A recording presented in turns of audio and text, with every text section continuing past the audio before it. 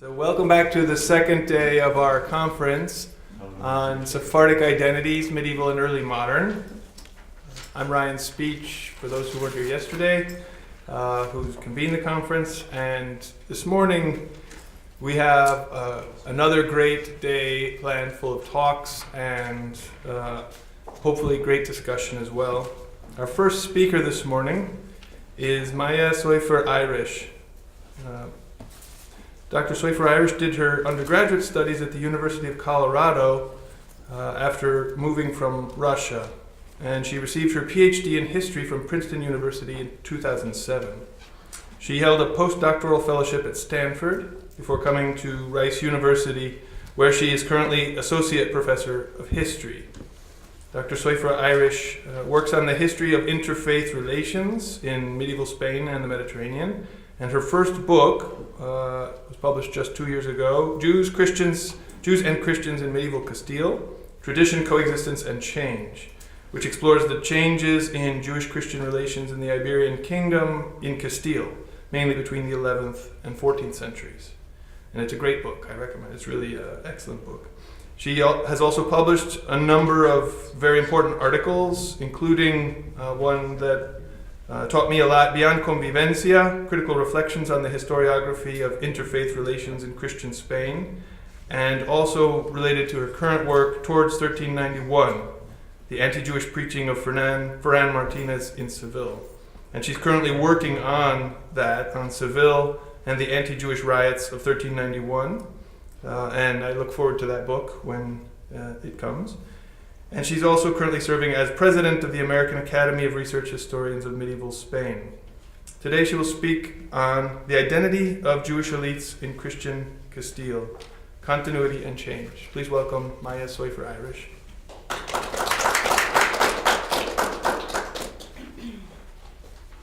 Thanks so much, Ryan. I'm glad that you noticed that I changed the title a little bit. Thanks to your comments and also to Rose's comments. Decided to emphasize that continuity and change a little bit. Well, as Ryan already mentioned, I'm writing a book that has a rather ambitious goal to, if not explain, to understand the riot of 1391 in Seville.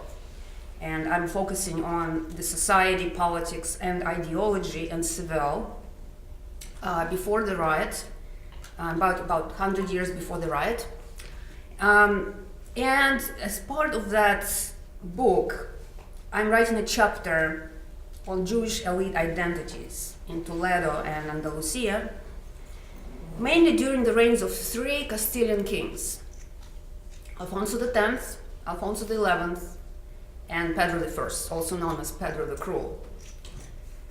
As Hussein Fancy and others have argued, monarchs in Castile and Aragon used religious minorities, legally defined as servants of the royal chamber and placed under the king's exclusive jurisdiction, as ideal vehicles for their articulation and promotion of imperial claims. This argument plays an important role in my explanation of the events that led to 1391, and you're going to see how. But this chapter approaches the issue from a different angle, the perspective of the Jewish elites serving Castilian kings. My goal is not only to examine their participation in the colonization of post-conquest Andalusia and the administration of the royal treasury, but also to show the changes and continuities in the identity of Jewish elites as they transitioned from Muslim to Christian rule. All evidence points toward the conclusion that Jewish elites were willing supporters of the Castilian king's imperial claims. Jewish writers from Abraham ibn Dawud in the 12th century to Isaac Abravanel in the 15th insisted that the survival of the Jewish community depended on the strong political authority of sovereign rulers. Jonathan Decter's recently published book, Dominion Built on Praise, I just picked it up at the Medieval Academy meeting, so I only had about a week with it. So this book sheds more light on these aspects of medieval Jewish political theory. Based on a close reading of Hebrew and Judeo-Arabic panegyrics dedicated to powerful men in the Islamic and Christian Mediterranean, especially in Iberia, the author argues that Jewish political theology employed what he calls a cognitive metaphor, comparing the place of the ruler in the state to that of God in the universe. The author's argument is significant for my purposes because it shows that by the time Jewish administrators began to enter royal service in the Christian North in the 11th century, they already possessed a sacralizing political rhetoric that legitimized imperial authority and helped make Jewish elites into natural allies of the Castilian monarchy. This rhetoric was one of many manifestations of the Castilian Jews' enduring connections to their Andalusia heritage and Islamic cultural and political traditions. My chapter explores these connections, especially the use of Mudechar aesthetics, so-called Mudechar aesthetics, in synagogue architecture and manuscript illumination as a marker of an elite Jewish Castilian identity and an expression of loyalty to the Castilian kings, who likewise were experimenting with Andalusi aesthetic vocabulary to enhance their authority. And here, of course, you see very famous synagogues, both in Toledo. On the left, Santa Maria la Blanca Synagogue, either built or restored in the late 12th century, and it was built in the, it's a three-aisled synagogue that is very common in the Islamic world, of course in mosque architecture, and can be compared to some mosques in North Africa. So it's imitating Almohad aesthetic language. And of course on the right, the famous synagogue El Tránsito in Toledo, which is mimicking the courtly style of Nasrid Granada during the same period, and also, of course, Pedro the Cruel's rebuilding of the Alcázar in Seville. So these are two great examples of what I'm talking about. Jewish elites were also successfully adapting to the contemporary Christian religious and cultural environment. Like Christian elites who endowed churches, chapels, and altars, and paid scribes and artists to create beautiful religious books for their personal use, Jewish notables sought to channel their material success into pious and charitable projects intended to ensure their spiritual salvation, sponsoring the construction and dedication of synagogues and the production of illuminated Bibles and Haggadot. And here's one of many examples of the influence of Islamic aesthetics on the production of illuminated manuscripts in Christian Castile. This is the so-called Damascus Keter, a Bible from Burgos around 1260. In short, I argue that the identities of Jewish elites in the 13th and 14th century Christian Castile were dynamic and multi-layered, owing as much to their reimagined past in Al-Andalus as to their present in Christian Castile, and shaped by a confluence of interrelated and mutually reinforcing cultural and political phenomena, among which their avowed loyalty to the Castilian crown is particularly significant. You may have noticed that so far I have avoided the use of the term Jewish courtiers or court Jews. In part, that is because most of the Jewish administrators who will appear in my book, treasurers, tax farmers, and physicians working for the king and the nobility, were not grandees like Abraham al-Fakhar or Samuel Halevi Abulafia. Most of them did not frequent the royal court, and their careers were of local rather than kingdom-wide significance. But another reason to be wary of this term is the existence of a historiographic tradition that has aimed to pass presentist moral judgments on Jewish officials, rather than study their identity and conduct within their historical context. This historiography, drawing explicitly on the critiques by medieval pietists and moralists, describes Jewish quarters in very unflattering terms, as arrogant, corrupt, violent, licentious, and not mindful of the needs of their more humble co-religionists. Yitzhak Beer, in particular, was scathing in his criticism of most Jewish courtiers, arguing that their worldly pursuits were incompatible with the faith and traditions of their people. The cultural aristocrats, as he called them, among them, justified their apathy toward the religion of their ancestors by espousing the rationalistic philosophical views of Maimonides and Averroes. Others simply craved power and seized the administrative opportunities available to them in the frontier areas, resorting to political ruthlessness, which had become prevalent in the cities and states of southern Europe. That's a quote from him. Engaging in violence, plunder, and even murder, and not hesitating to trample upon the vital interests of their co-religionists. In Beer's view, the Jewish elite's supposed abandonment of tradition and adoption of Christian political and cultural customs led straight to their descendants' conversions between 1391 and 1415. Norman Stillman, in an article on the Sephardi courtier class, has a more measured approach, remarking approvingly on these Jews' participation in the interconfessional fellowship of men of science and philosophy, and their high degree of acculturation to the learned society in Al-Andalus and Christian Spain. Yet, in his desire to treat Jewish courtiers as a conscious class that maintained the same essential characteristics throughout its history under Islam and Christianity, Stillman leans heavily on stereotypes found in anti-courtier polemics penned by their less worldly contemporaries. For example, he uncritically accepts Bahia ibn Pakuda's commentary on the courtiers: love of authority and honor, arrogance and pride, haughtiness and vulgarity. To further illustrate the point, Stillman quotes from a 13th century Kabbalistic treatise. Philosophy itself is a rationalization of courtiers' indulgence in sensual pleasure. Hence, they are ever in pursuit of iniquity. They are quick to shed blood and are eager to fornicate, and ready to violate all the precepts of the Torah. My approach is different. It is clear to me that many of the behaviors condemned by these scholars, medieval and modern, pursuit of power and influence, ostentatious display of wealth, violence against personal and political enemies, were common enough among the ruling elites everywhere in the medieval world. And I might add, it's common today as well among the elites.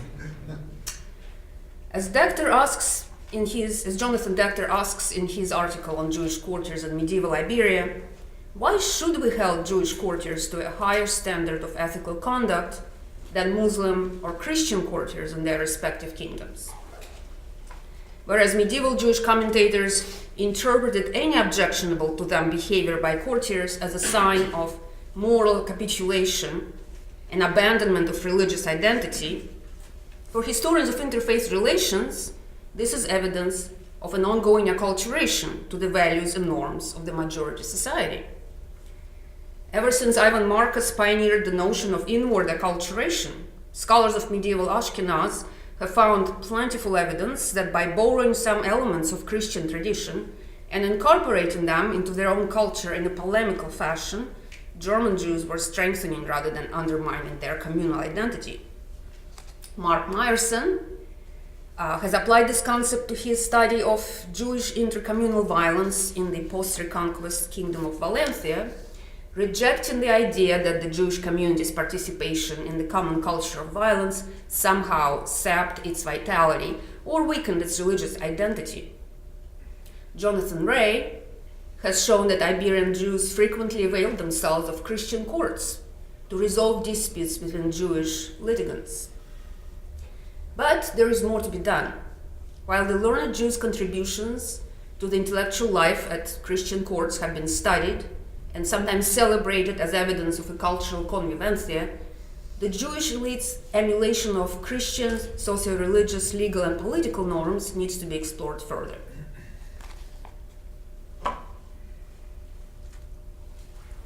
Let me backtrack for a moment and try to clarify what I mean by the term Jewish elites. As in Al-Andalus, the class of prominent Jews in Christian Castile comprised a diverse group of individuals: merchants and physicians, tax farmers and administrators, rabbis and intellectuals. These roles often overlapped. For example, one could be a respected doctor, well versed in Arabic, but also farm taxes for the crown or manage the finances of a noble family. But given the main purpose of my study, I'm particularly interested in the upper class Jews who wielded tangible political and economic power, whether or not they were also known for their expertise in Jewish law or their literary accomplishments. Their authority extended beyond the confines of the Jewish community and into the wider Christian society, where ecclesiastical legislation banned them from government service, but they held positions of authority over Christians anyway, thanks to the sovereign exception claimed by their overlord, the king. And herein lies the crux of the matter as I see it. Be it in the petitions of urban representatives at the Cortes, the representative assembly, or in the legal cases brought by Christians against Jews, one detects a growing reluctance in the 14th century to grant the king this exception and acknowledge the Jews' special status.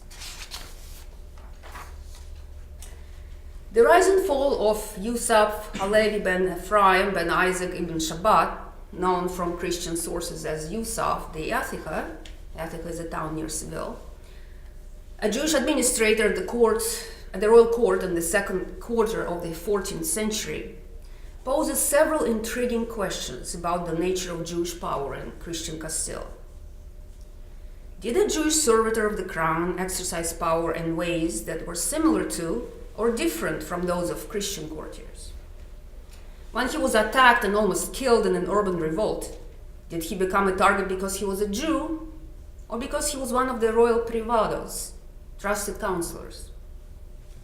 Was his death in prison the result of an anti-Jewish conspiracy or of a garden-variety palace intrigue that brought down many a royal courtier, Jews and Christians alike? If I'm finding these questions difficult to answer with complete certainty, that is because Yusuf's lord, King Alfonso XI, a ruler determined to strengthen royal power after the noble factions had almost torn the kingdom apart during his minority in the early 14th century, tried to create a Christian service nobility, almost as dependent on the crown as the Jewish elites had been all along. In other words, Christian courtiers acquired some characteristics of Jewish servitors, while Jewish notables conducted themselves like Christian grandees. To use David Nirenberg's term, the Judaization of power had many critics at court. And while Alfonso XI was able to get away with it, although later in his reign he retreated from it somewhat, his son and heir Pedro I was another story and a subject for another talk. But let us go back to Yusuf and his splendorous and perilous career.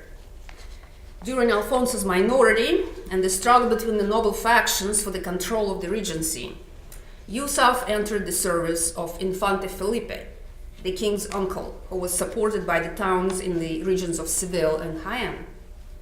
It was on Infante Felipe's recommendation that the 14-year-old, he was only 14 years old, the 14-year-old Alfonso XI appointed Yusuf as Almoharife Mayor, the chief royal treasurer. The great chronicle of Alfonso XI explains that the appointment of a Jew to the position in 1325, shortly after Alfonso XI declared his majority and took the reins of power, was a time-honored tradition among the Castilian rulers. And because it had long been a custom in the houses of the kings of Castile for them to have Jews as almoharifes, and also because of the request of his uncle, Infante Felipe, the king took as an almoharife a Jew named Don Yusuf de Écija, who occupied a high position in the house of the king and had great power in the kingdom due to the favor that the king has shown him.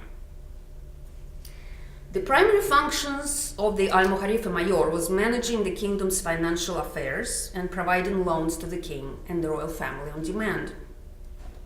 But as the chronicle suggests, Yusuf's power extended beyond these traditional roles. He became a trusted royal privado and served on the Privy Council alongside 2 Christian advisors. He was assigned a magnificent retinue of knights and squires to guard him.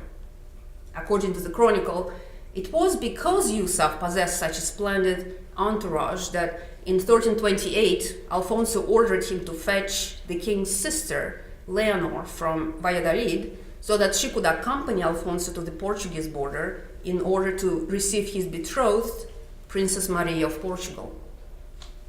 Yusuf arrived in Valladolid at a very sensitive moment because the neighboring cities of Zamora and Toro in the Kingdom of Leon were in the state of an open rebellion against Alfonso's most trusted privado, Count Alvar Núñez Azoria. Shortly after Yusuf's arrival in Valladolid, rumors began to circulate that he was there on the king's orders to take the Infante away for her secret wedding with Count Alvar Núñez.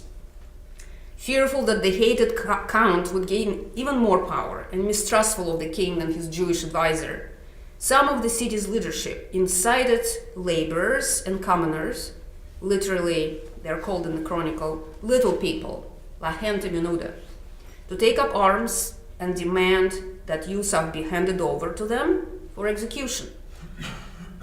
Having prevented Leonor and Yusuf from leaving the city, townsmen tried to break down the walls of the house in which they were ensconced. Showing a remarkable presence of mind, the Infanta promised representatives of the municipal council to give up the royal almojarife, but not until they allowed her to take shelter inside the old fortified palace. As soon as the Infanta saw that most of them had left and only a few remained, she left on her mule with the Jew hidden behind her in the skirt of her long robe and went to the Alcazar. And as soon as the Infante arrived at the Alcazar, she ordered the gates to be shut and would not allow them to seize the Jew. Yusuf was safe, but remained under siege inside the Alcazar with Leonor until the king arrived in Valladolid from Escalona and put an end to the rebellion. Was Yusuf attacked at least in part because he was a Jew? There is evidence that anti-Jewish attitudes were gathering momentum in Castilian cities. At the Cortes of 1329 in Madrid, town representatives renewed their demands that no Jews or Muslims be allowed to serve as privados, tax collectors, and other royal officials. Some historians believe that the complaint was directed specifically against Yusuf. Yet, Christian royal confidence also fell victims to rapid changes in loyalties and shifts in political alliances. Their life expectancy was rather short. Garcilaso de la Vega, a nobleman who had served on the Privy Council with Yusuf, was assassinated in 1328. Count Alvar Núñez Azorio met the same fate in 1329 after being accused of embezzling royal rents. Yusuf faced similar accusations, was dismissed from service, and died in prison around 1336. In the 16th century, Solomon ibn Verga in Shevet Yehuda would claim that Yusuf fell victim to an anti-Jewish conspiracy orchestrated by a Christian courtier, Gonzalo Martinez de Oviedo. Jeremy Coyne reminds us to be skeptical of Ibn Verga's didactic narratives, but at its core the story is true. Having a Jewish privado became a political liability for King Alfonso. As the Great Chronicle puts it, the king ordered that from that point on,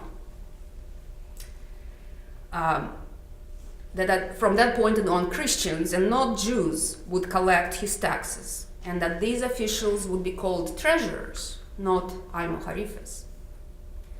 It seems that the Chronicle was referring only to Jews at the royal court, because elsewhere, Jewish tax farmers and financiers continued to serve the king as before. For example, Judah Abrabanel, the first famous member of the illustrious Abrabanel dynasty, underwrote loans to finance Alfonso XI's siege of Algeciras. In truth, Alfonso could dispense with the Jewish privados because he had surrounded himself with a circle of Christian noblemen who owed their titles and most of their wealth to the king. drawn primarily from minor nobility. Rather than the unruly magnates with large followings, these men were like the Jewish courtiers in that their success depended mainly on royal favor. And also like the Jews, these Christian privados could be scapegoated for any ills affecting the kingdom and be summarily removed from power. Ironically, that's precisely what happened to Gonzalo Martinez de Oviedo, the supposed architect of Yusuf's downfall. He rose to prominence in the 1330s, winning Alfonso's confidence and gaining an appointment first as a royal steward, dispensero, and then as the master of the Order of Alcantara. The Great Chronicle states that in 1339 he possessed considerable power at court. The king trusted him a great deal to the extent that all the matters were guided solely by his counsel, and all of the kingdom's taxes were in his hand and in his power, and he played a great part in the affairs of the royal household. Reminds you a little bit of the earlier description of Yusuf de Écija. But at the very height of his career, Gonzalo Martinez ran afoul of Alfonso's mistress, Leonor de Guzman, who convinced the king to charge the courtier with treason and execute him.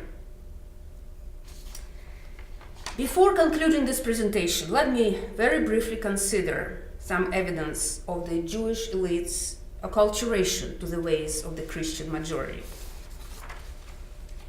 The number of synagogues in Seville and the surrounding towns increased rapidly in the 14th century, the consequence of the growth in the Jewish population, but likely also the evidence of the wealthy Jewish benefactors' active engagement in pious giving. Yusuf de Écija was one of those patrons.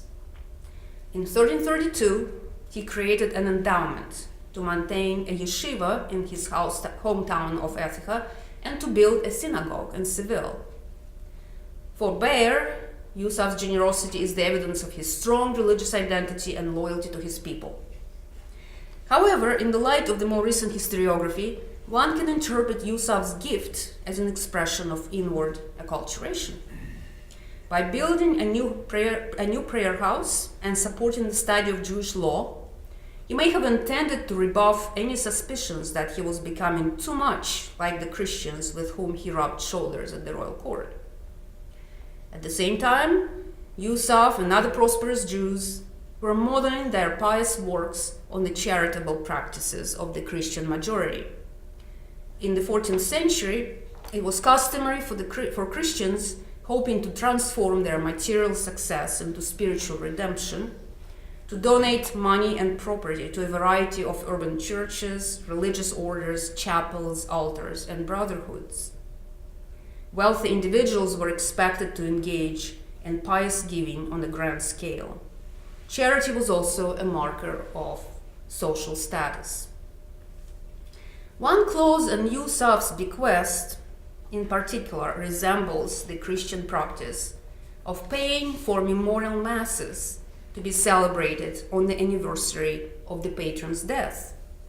It links Yusuf's donation to the spiritual benefits of prayer said on his behalf during public worship at the synagogue that he has established.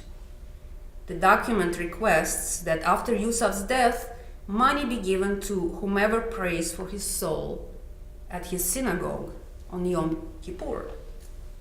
There is no doubt as to Yusuf de Écija's religious identity, but it is an identity that is specific to an upper-class Jew who lived and died in 14th century Christian Castile. Thank you.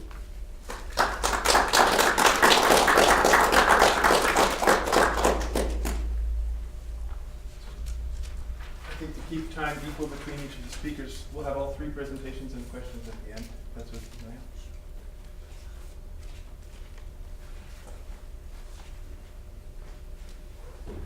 So our next speaker is Ilil Baum. She earned her PhD from the Hebrew University in 2018, and that included 2 years of work abroad as a visiting scholar at the University of Barcelona. And she has this year been a Frankel Fellow, until just recently she had to leave us just a little early to go and begin her current postdoctoral post as a researcher in the Cohen Institute of History of Philosophy and Science and Ideas, Philosophy of Science and Ideas, at the University of Tel Aviv. But she's not staying there because as of next academic year, she will be a prestigious fellow in the Buber Society of Fellows at the Hebrew University of Jerusalem, which is a very prestigious fellowship that she's earned for, 4 years now? That's great. Where she'll be working on the emergence of Judeo-Spanish and the early modern Sephardic connection in terms of Spanish and identity.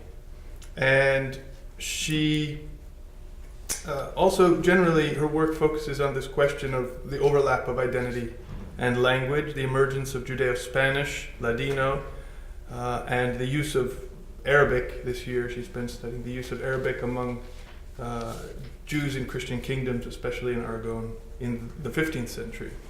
Today she will speak, and I think your title has changed, right? No, it's not? The one you sent me on the ecology of language? No. Okay, so okay, great. So we'll keep things as they are. Super. Which I don't have the program. I have the old title, or the new title, not the old. The original title. So now she will speak. Yes.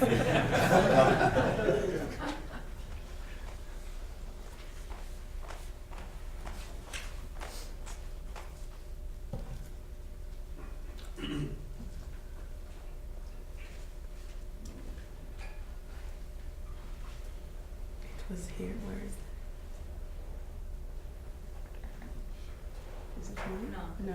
No. Someone took it off. This. I'll put it again. Sorry. Someone cleaned the script.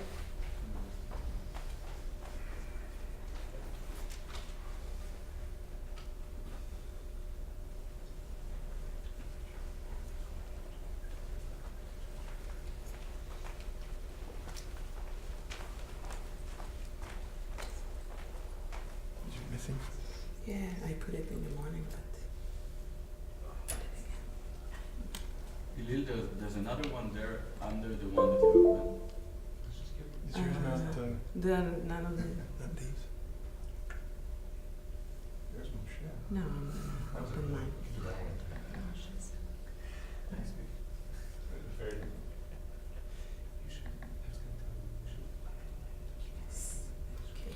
She will speak on Jewish identity in late medieval crown of Aragon. Thank you, Ryan. So, good morning, everyone. And first, thank you. It has been a true pleasure sharing this year with the fellows, and I would like to thank Ryan and Jeff, which I don't see here, for this wonderful year. I'm currently working on my first book on Jewish multilingualism in Christian Spain, with emphasis on the 13th to the 15th centuries.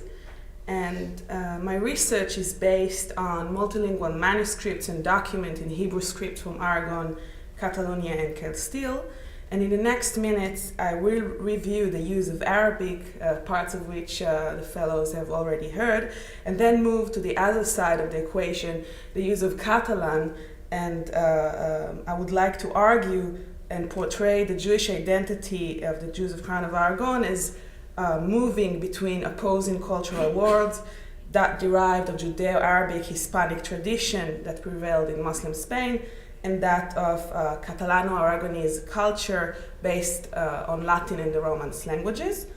First, it is estimated that there were around 10 to 12,000 Jews in Catalonia in the heydays before the riots of 1391, Barcelona with around 4,000 Jews, Girona with 1,000 Jews. In Aragon, there were around 9,000 Jews. After 1391, around 80% of the Jews of Catalonia either killed or convert to Christianism, and in Aragon, about 2/3. But the community of Saragossa, for example, was remained intact due to the presence of Hasdai Kreskas there as the chief rabbi. They even grew bigger at the 15th century with 2,000 Jews. And in Huesca, it remained kind of in the same size with around 500 Jews. So my research shows that hundreds of years after the end of Muslim rule, some Jewish circles in Christian Spain continued to copy, translate, and transcribe Arabic philosophical, scientific, and medical texts in Hebrew script. This is true not only to Toledo, that became part of the Kingdom of Castile in 1085, and let's see a map.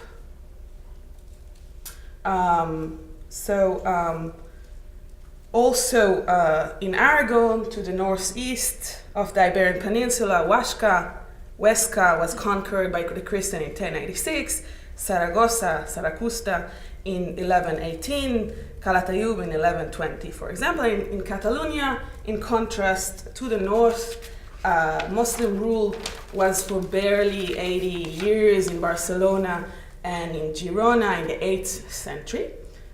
In all of these areas, there were vibrant and active Jewish communities. So when I come to reassess the knowledge of Arabic among Jewish elite circles, we can look into different kinds of sources. We can look at, of course, documents from the archive of the Crown of Aragon or local archives with references to Jewish translators, diplomats, and physicians, as has done David Romano, for example. But we could also look at the material culture of manuscript, Hebrew manuscript mainly, that I'm interested in, medical, philosophical, and scientific translation from Arabic into Hebrew, also into Latin and Catalan by Jews of the Crown of Aragon, transcription and original texts written in Arabic and Hebrew script with a colophon, that we could learn that they are from the Crown, texts written in Arabic in Hebrew script, or Judeo-Arabic documents where Catalan and Aragonese also appear. We could also look in multilingual manuscripts. For example, if you found by the same copyist one work in Arabic and then one work in Catalan, that says something about the use of language. And we could look in multilingual glossaries, mainly medical and botanical ones from the area of Catalonia in 14th, 15th century. So I'm interested mainly on the use of, through the lens of the material culture of the manuscript. And with the exception of the projects in Toledo under King Alfonso the Wise during the 13th century, which David Romano has studied, there's hardly has been research on the use of Arabic in Christian Spain and as late as 14th and 15th century. The latest Judeo-Arabic legal document we have from Aragon is from Huesca, 1305, from Valencia and Mallorca, even until the end of the 14th century, because they've been conquered only in the 13th century by the Christians. So afterwards, during the 14th and 15th century, we see that the use of Arabic in Catalonia and Aragon, and as well as in Castile, was restricted to the intellectual elite circles. Many of these were physicians. I want to argue that apart from Toledo, which we know that served as a center for translation and scholarship in Arabic by Jews, scholarly literature has ignored two other centers that were operated even until 1391, Barcelona, and even probably until the expulsion, Saragossa, where Jews continued to copy, read, and translate Arabic manuscripts and consult Arabic sources. And when it comes to Saragossa, already during Muslim rule, it was a very important center for Jewish scholarship. We know that of Ibn Janach, Ibn Gabirol, Ibn Fakuda, they either resided or were born there. And then also under Christian Spain, in 13th and 14th century, the Jews of the Crown of Aragon were renowned for the knowledge of Arabic. The representative of the Jewish community of Rome is sent by Shlomo ben Adret to translate the commentary of Rambam to the Mishnah from Judeo-Arabic into Hebrew by at least four Jews from Saragossa and Huesca that were knowledgeable both in Talmud and in Arabic, which was apparently harder to find elsewhere.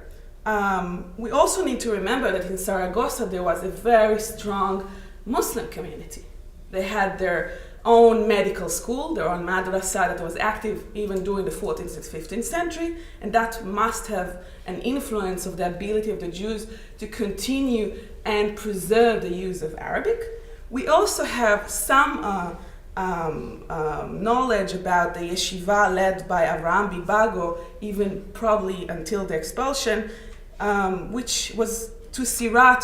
She proposes that it was actually a center for the study of philosophy and a scribal center for copying Arabic manuscript in Hebrew and also Hebrew manuscript.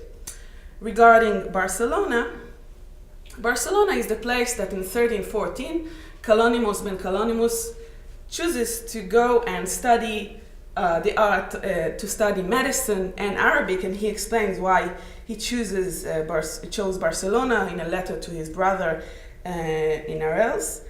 He explains, for another reason I chosen it, since there reside the Bnei Chasdai, the brothers of Bnei Chasdai, who are learned and expert in any science and in medicine even twice, and also since these people are learned in the details of the language of Agar, and according to what has been told, they have an endless amount of books in which I shall delight myself for long hours, and I will practice with them the depth of that language. So ever since the extensive translation from Arabic into Hebrew by Avraham Bar Chia in the 12th century, he was mainly interested in mathematics and astronomy. We see that Barcelona continued to serve as a center for translation from Arabic. We find in Barcelona not only Kalonymus came, not only Bar Chia in the 12th century, but also we find figures like Avraham ibn Chasdai, the philosopher, followers of Maimonides, who translated many of his works, both philosophical and medical. He translated also Ibn Razali and others. We find Zarachia Chen, who was a Catalan Jew, but then immigrated to Rome, and he translated many works of Maimonides, Ibn Rushd, Al-Farabi, and so on, both medical and philosophical works of theirs. And we see also that Jews translated not only from Arabic into Hebrew, but also to Catalan. An exceptional case for that example is Yuda Bonsenyor of Barcelona, that he translated Al-Zahrawi's medical encyclopedia, Kitab al-Tasrif, in 1313. And we also find an interesting figure of Yaakov Corsono that Monica also showed us yesterday. He translates many works into Hebrew, from Hebrew. Around 1376, he travels to Seville, and there he writes an original treatise in Arabic on the astrolabe, which he himself later translated in Barcelona in 1378 to Hebrew. And we saw yesterday that in 1381 in Arabic, a manuscript of Almagest in Arabic is dedicated to him. So my question is, how then was Arabic preserved among these Jews for so long? Well, I think the answer for that, a good example for that, comes from Aragon. In 1475, Todros, the son of the deceased Moshe, and the grandson of Todros ben al-Costantini, finished the task of copying Almagest, the astronomical work of Ptolemy, in Arabic and Hebrew characters. And he must have felt great pride, since in the colophon he states, "I finished here the work that my grandfather started in 1379, here in Calatayud, where both were born." Assuming that Arabic did not skip the father, we're talking here about 3 generations of the family who read, wrote, and consulted Arabic scientific sources, and Arabic was passed down as family inheritance from father to son. And this model of the transmission of Arabic and scientific knowledge seems to be central for the perpetuation of Arabic among some elite Jewish circles of Christian Spain, and this is apparent in other families. So we know, for example, of the Ben Lavi de la Caballeria family from Saragossa. They were known family patrons of science, but also of Hebrew poetry. We know that Ben Benist, Ben Salomon Lavi de la Caballeria, he was a high-ranked courtier Jew, and he was an avid reader of Arabic science, who often asked book to be copied from a Muslim script to a Hebrew script or translated into Hebrew, including various texts of Al-Ghazali, Ibn Rushd, and others. And at his request in 1408, Yoshua Halorki wrote a compendium on drugs in Arabic. And while the original work in Arabic is now lost, we do have the Hebrew translation of that work that was made shortly after in the preface to the work bearing the name Gerem Hamalot. Yosef ben Vidal ben Benist ben Lavi, the son of Ben Benist, explains that he translated Halorki compendium from the pure and pleasant Arabic tongue, which he, Halorki, was accustomed to, into Hebrew, since to some Jews this knowledge is already a closed book. Of course, Halorki family itself, we know of Yeshua and Yosef Halorki that were translators of medical and philosophical texts. I'm not going to refer to the future for the same Halorki as a convert. So we see that there is this model of the Jewish physician translator, maybe a diplomat, also a courtier Jew, and this is apparent also exemplified, if you want, by the Bonsignor family, this family of Jewish physicians and translators from the type that Romano describes in the service of the kings of Aragon. So we know of Astruc Bonsignor. He was a translator of King John I, and he had two sons, Bon David and Yehuda Bonsignor.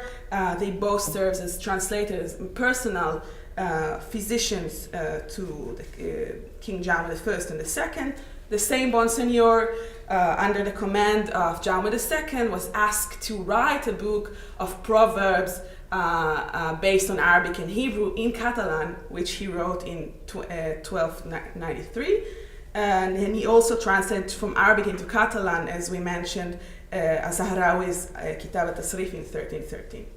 We briefly mentioned the Ibn Chasdai brothers. We know not more of them, but we know they held an impressive library of books, and that's where Colonimus Ben Colonimus chose to go to study. Was it a small school? I do not know.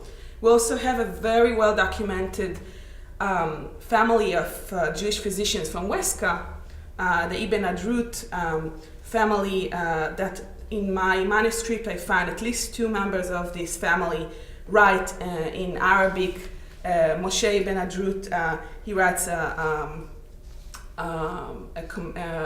pharmacopoeia book on drugs that I located between my manuscript. He writes in Judeo-Arabic. This is the mid-14th century.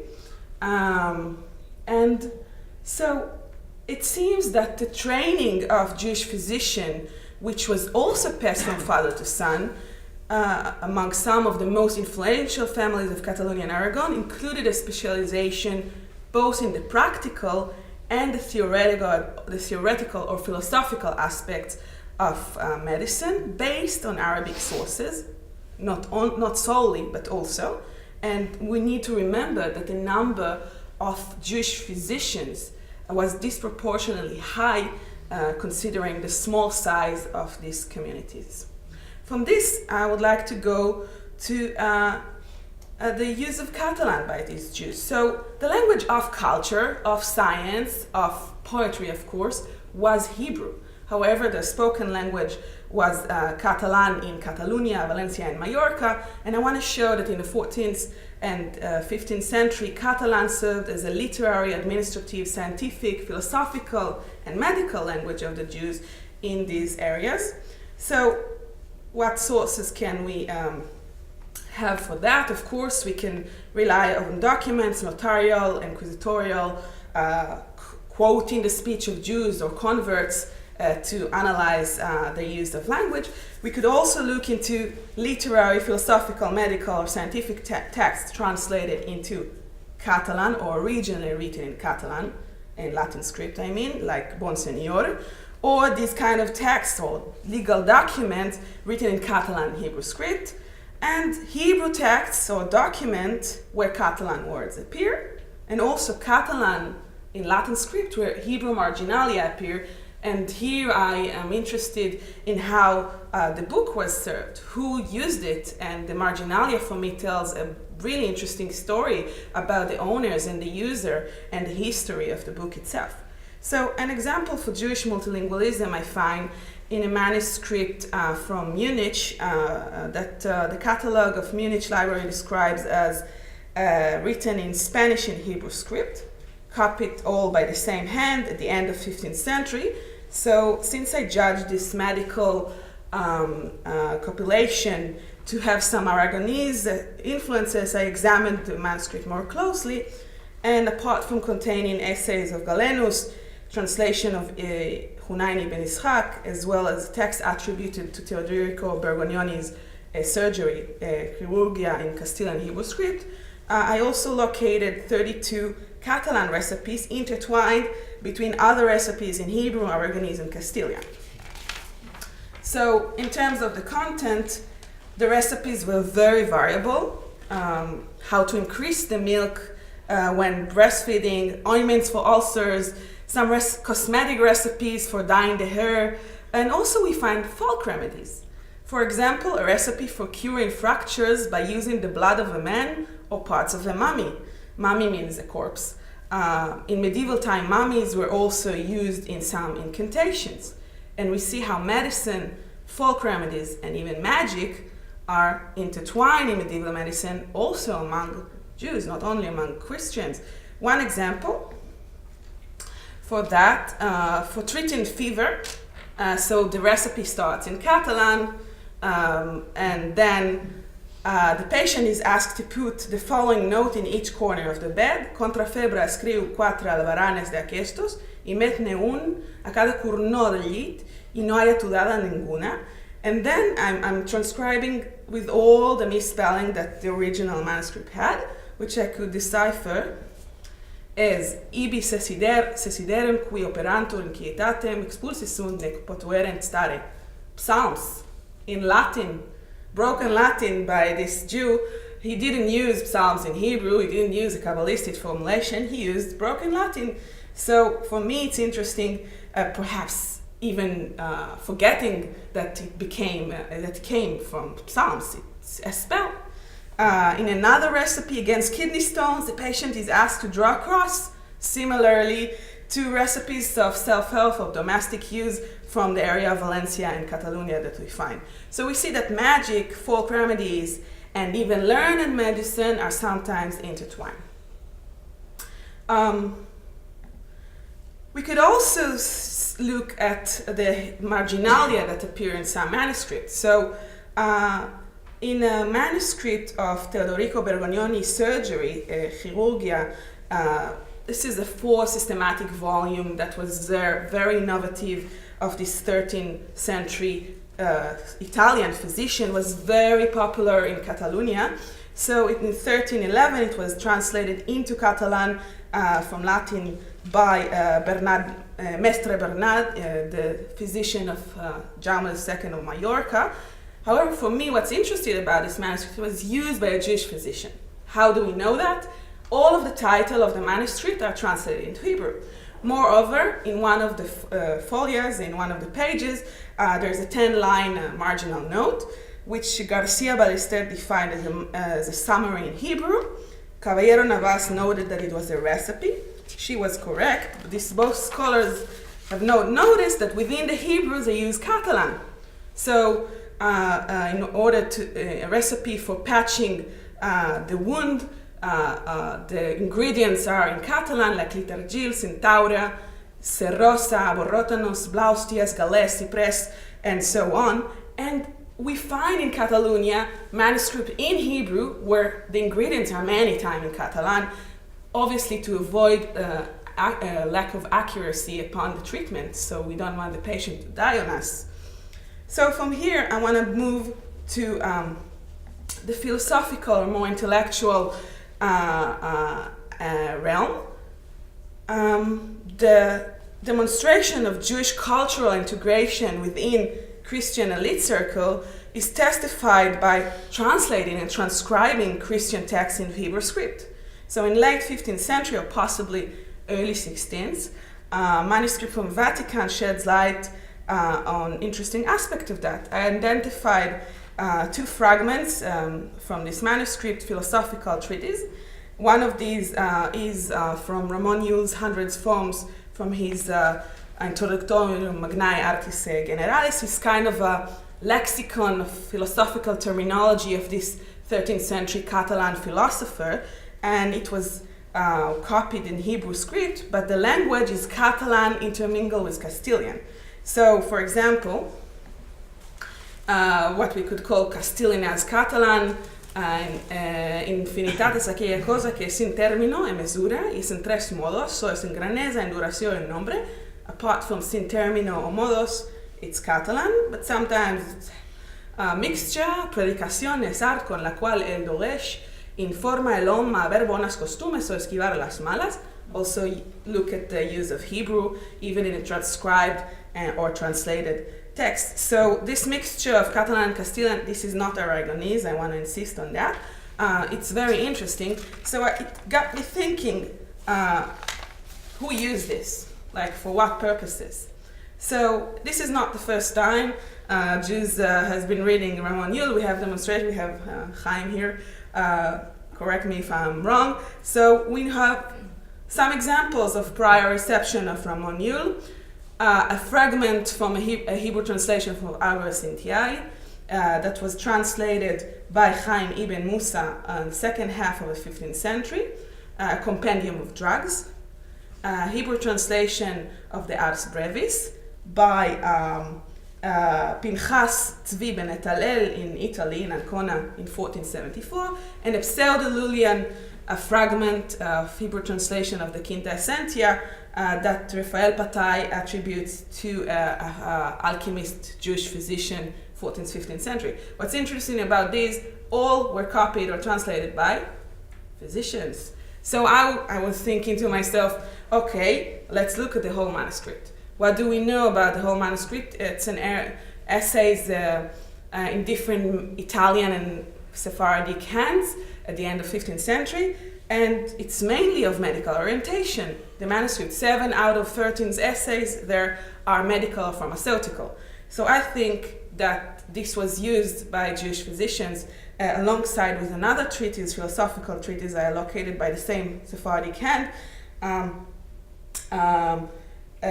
the same manuscript. So the other fragment is from another Catalan philosopher of the 13th century, Pere Tomàs, a student of Duns Scotus, and this is the fragment in Catalan, in Hebrew script, and I think that Jewish physicians, part of the training included the study of philosophical texts. Perhaps they found some practical aspects even in the in the terminology of Ramon Llull or other, or relevant to their educations.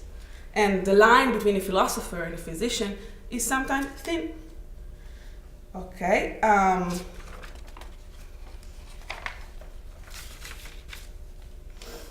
So I believe that the owner was a Jewish physician who arrived possibly shortly after the expulsion to Italy, and we see perhaps the existence of Jewish Lullism or Jewish Scotism also in the use, even practical use, of Jewish physician.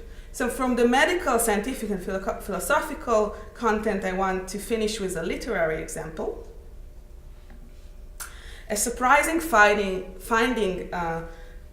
from the much deteriorated fragments from the book binding of the Historical Archive of Girona, I was able to construct some of them as a Catalanized version of the Arthurian Occitan romance Joffre, written in Hebrew script. Joffre, with its 11,000 verses, is the only Arthurian romance that has survived in Occitan. It tells the adventure of Geoffrey, one of King Arthur's knights of the Round Table. The two existing complete manuscript and 6 fragments belong to 2 branches, Occitan and Italian. And evidence for the reception of Arthurian and chivalric literature among Jews during the Middle Ages is relatively scarce. So this is interesting. And I was able to reconstruct nearly 500 verses from 3 different parts of the work. And it is generally believed that this Occitan Arthurian work is related to the court of King Jamba I. However, to this day, no manuscript of clear Catalan origin has been found. So I would date the fragments in Hebrew script from around 1370 to 1400.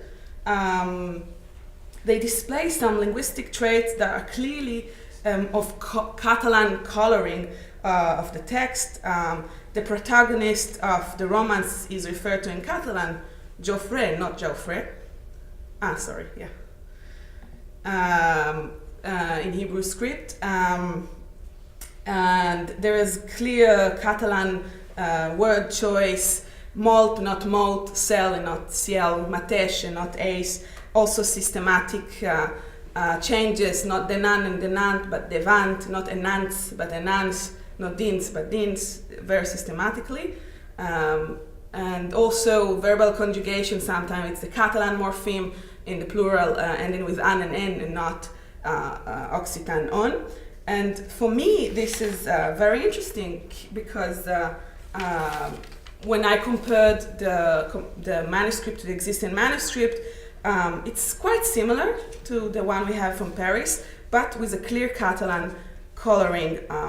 And this manuscript witness should definitely be added to the Catalan bookshelves of Arthurian works that circulated in the Middle Ages, and it is a direct testimony of Catalan readership of the romance. Perhaps there existed other Catalan versions of Geoffrey, and Arthurian texts, of course, aroused great enthusiasm in the Catalan royal house during the 14th, 15th century, and we can't be sure that it was a Jew from Girona, and the roots between Provence and Catalonia and Aragon and Castile where Jews immigrated, but I think it was a Jew from Girona who copied it, and he was possibly also related to the court. So this work demonstrates the reception of Arthurian legend among late medieval Jews in both sides of the Pyrenees, also in the Iberian Peninsula, and more particularly among the Jews of Catalonia during the 14th century. So to conclude, I think this shows that the Jews of the Crown of Aragon were involved in elite Christian circles. They had access to chivalric romances, or Ramon Llull, or even Pere Thomas, the Scottish writer. However, the linguistic identity still differentiated from their Christian and Muslim neighbors.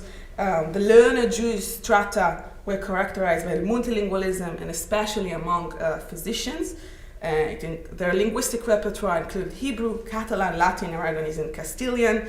And Jewish cultural identity in late medieval Crown of Aragon encompassed both the Judeo-Arabic traditions inherited from Muslim Spain and the Catalano-Aragonese and scientific world, which also included some knowledge of Latin and even use of scholastic models of the universities. Among the intellectual strata, especially among physicians, we see the preservation of Arabic even during the 14th, 15th century, transferred from father to son many times alongside while acquiring the medical profession. And we see the continuance of this model of this Jewish physician, courtier, translator, philosopher, diplomat of this quintessential courtier Jew also. And I want a final comment that I would like to position my study within the general history of the Sephardim. So I think that the history of the Jews of Christian Spain, and we've seen that also in the presentation of Maya, I think it connects the dot between Ross Brand's idea of Sephardic exceptionalism in Al-Andalus and Jonathan Ray's notion of Sephardic identity after the expulsion. Once no longer under Muslim rule, Jewish nostalgia in Christian Spain perpetuated the idea of Sephardic exceptionalism as linked to a glorious past in Al-Andalus and under Ismail, hence the preservation of Arabic in some Jewish elite circles. With the traumatic expulsion, the sense of nostalgia and imagined community converged the image of Muslim and Christian Spain. Now under the crescent again, nostalgia was ever strong for Edom rather than Ishmael. Thank you.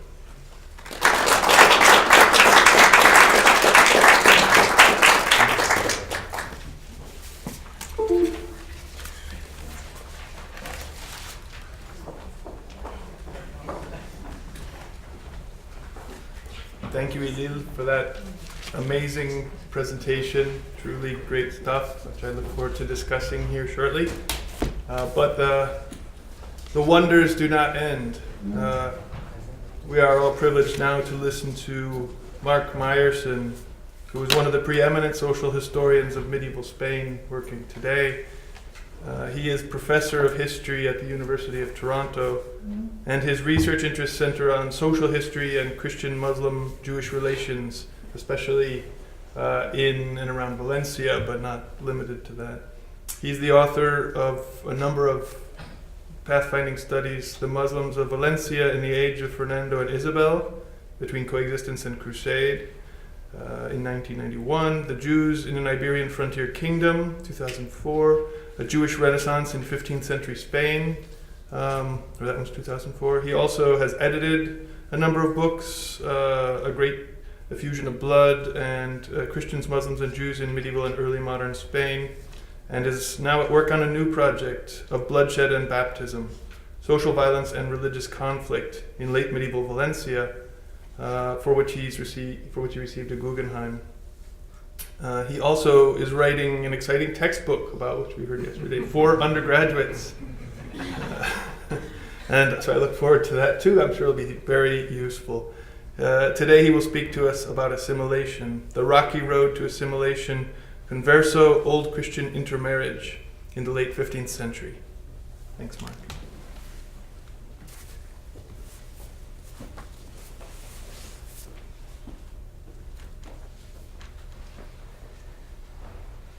Thanks, Ryan, for inviting me here. Of course, I'm not one of the fellows this year, which those of you who are know, but it's really exciting to hear, I guess, the fruits of your deliberations this year. I should say that I don't work on intermarriage. This isn't my main topic, as Ryan mentioned. It's not really a new project. It's a much too old project. I'm working on a project where I'm dealing with violence within Christian, Mudéjar, Jewish, Converso, and Morisco communities, but also between them. So it's on one hand a kind of historical ethnography, on the other hand a new take on the transformation of Spain from a land of three religions into one uniformly Catholic, and the social and behavioral implications of that. So in the course of my going through lots of judicial records, including Spanish Inquisition records, well, I found some interesting stuff on intermarriage that I'll share with you today. So in my paper this morning, I'm going to explore the phenomenon of intermarriage between conversos and Old Christians in late 15th century Spain. Intermarriage is, of course, a misnomer, since, like their Old Christian partners, the conversos, or New Christians, were baptized Catholics who were marrying in accordance with canon law. Yet the individuals and families involved in these intermarriages perceived what we would call an ethnic difference between their families that was rooted in their respective Jewish or Christian ancestries. Focusing on Converso-Old Christian intermarriage will, I hope, shed more light on the social and religious processes and individual decision-making that were involved in the gradual assimilation of a good number of Converso families into Old Christian society. I'm not going to revisit older polarized debates on the question of the Converso's religious identity in the 15th century. But I will say that I don't share the views of Benzion Netanyahu and Norman Roth that Spanish Inquisition records are full of trumped-up, monotonous, formulaic accusations of Converso Judaizing, and therefore constitute a massive archival hoax. Though inquisitors sometimes tended to excess in zeal, brutality, or greed, they were frighteningly thorough investigators, more so than the magistrates presiding over the secular courts, whose records I've also consulted extensively. I make this point because I will be drawing on evidence from Inquisition records in my analysis of Converso-Old Christian intermarriage. Paradoxical as it may seem, the Converso families involved in these mixed marriages included members who were Judaizers, a number of whom the Inquisitors sentenced to death. In other words, even some Judaizing families were in the latter half of the 15th century slowly moving on the path to assimilation by marrying their sons and daughters to Old Christians.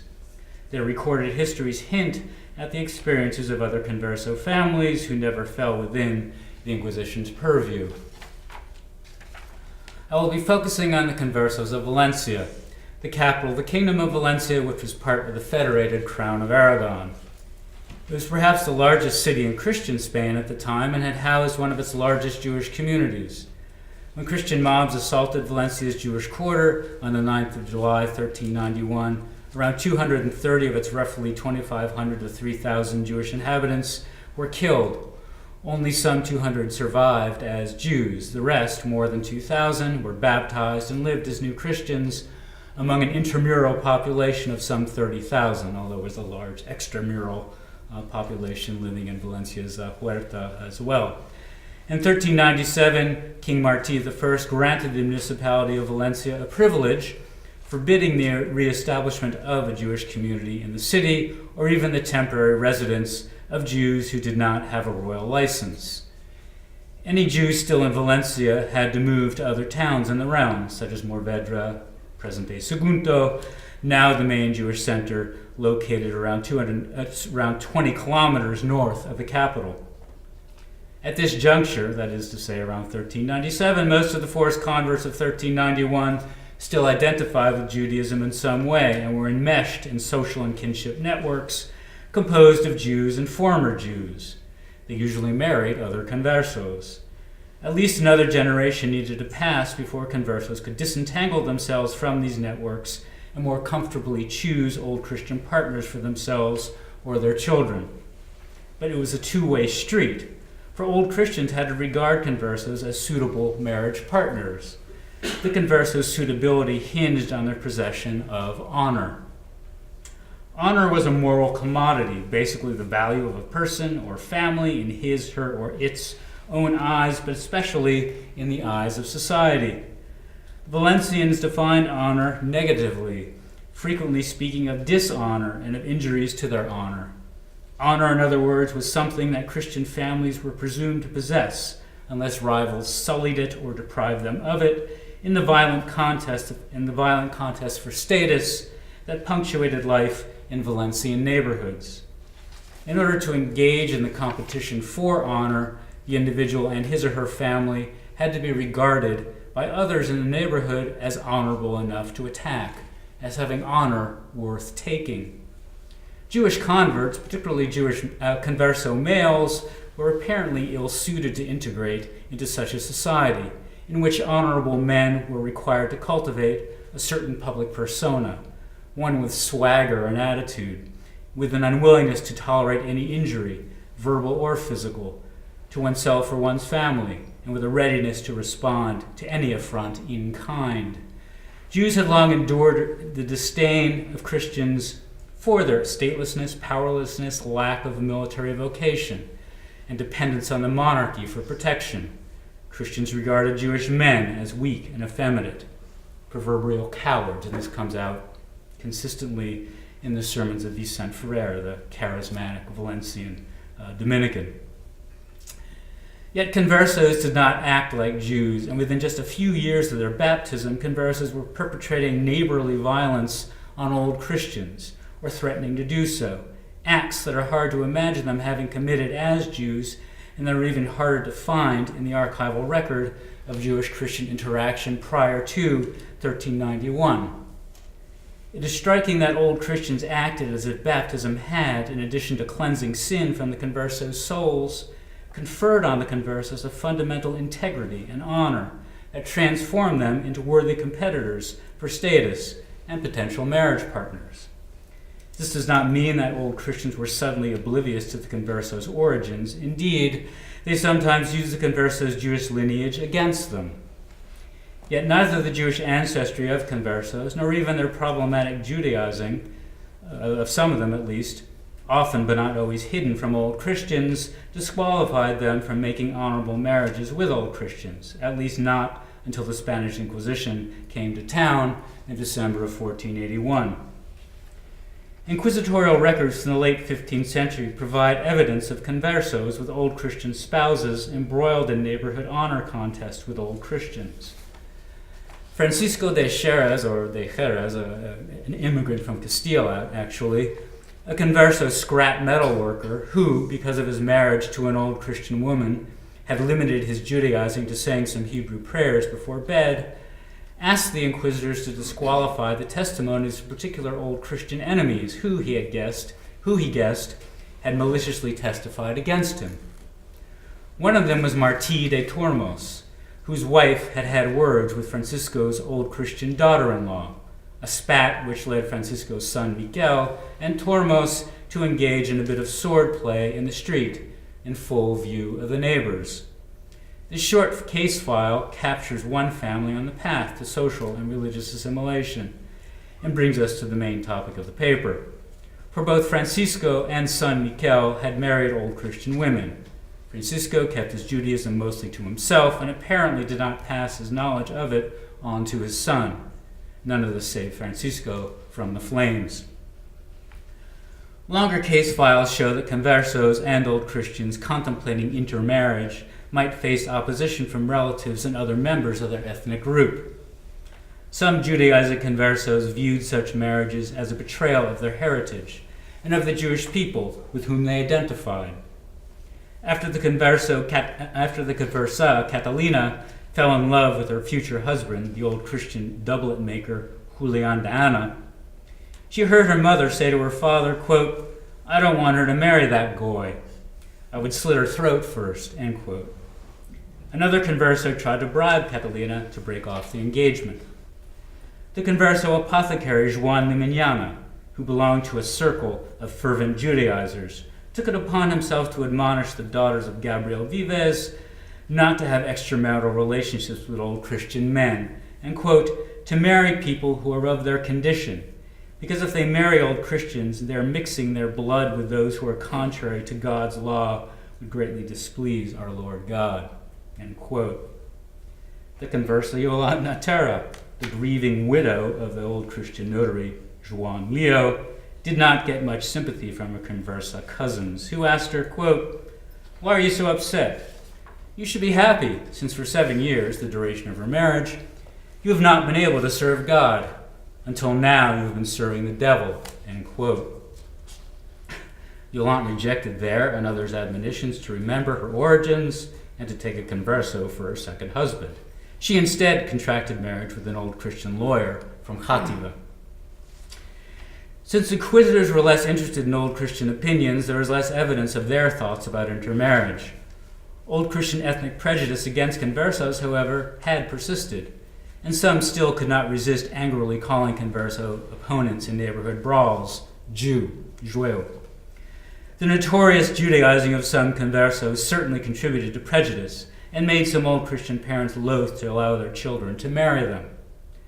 After their daughter Isabel wed the converso merchant Ferrer Dominic, the old Christian mason Agosti Martí and his wife Joanna falsely claimed that the marriage was invalid because Isabel, their daughter, was already married to an unnamed old Christian barber who was conveniently absent in Rome, I guess cutting the Pope's hair, I don't know, and Ferrer to his former lover Lucretia, whom the Martís attempted to suborn to testify about her supposed marriage to Ferrer, a very intricate and crazy inquisitorial file. Other old Christian parents were more open-minded. As a result, the converso merchant Bernat Massip, whom the Inquisition ultimately condemned, was able to marry his daughter Ursula to Jeronim Roch, the son of an old Christian citizen, which was an elite designation, and his son to the daughter of another citizen surnamed Coy. Coy and another citizen, Alfonso Núñez, even escorted Masip and his wife to the inquisitorial palace after Núñez counseled Masip to confess all of his sins to the inquisitors. Before the Spanish Inquisition made Judaizing a horrendous public crime and heresy about which all faithful Catholics were supposed to obsess, many old Christians had a rather laissez-faire attitude in regard to the Jewish observances of their converso neighbors, and did not get too upset about them. I had some evidence about this, but I had to cut it. But even when some conversos applauded the Ottomans' conquest of Constantinople in 1453, in effect cheering for the wrong team, and then in the 1460s began emigrating to the eastern Mediterranean with the hope of hastening the coming of the Jewish Messiah, perhaps as many as 30 Valencian converso families did this, old Christians, though annoyed and possibly outraged, did not mobilize against conversos in any way. True, neighborhood or royal politics might provoke some old Christians to utter ethnic slurs, but Valencia never witnessed the violence against converso communities that rocked some Castilian cities in the late 15th century. There is, I think, a very pronounced difference between political culture in Castile and that in the Crown of Aragon, which I think explains a lot about what happens to Jews and conversos in the two realms. Maya and I could probably talk about this a lot. But my point is that intergroup relations between conversos and old Christians were sufficiently peaceful and unperturbed by religious and political controversy that a good number of old Christians and conversos were comfortable with their children marrying into the other group. Some converso parents did more than give their consent. They strongly encouraged their children to marry old Christians.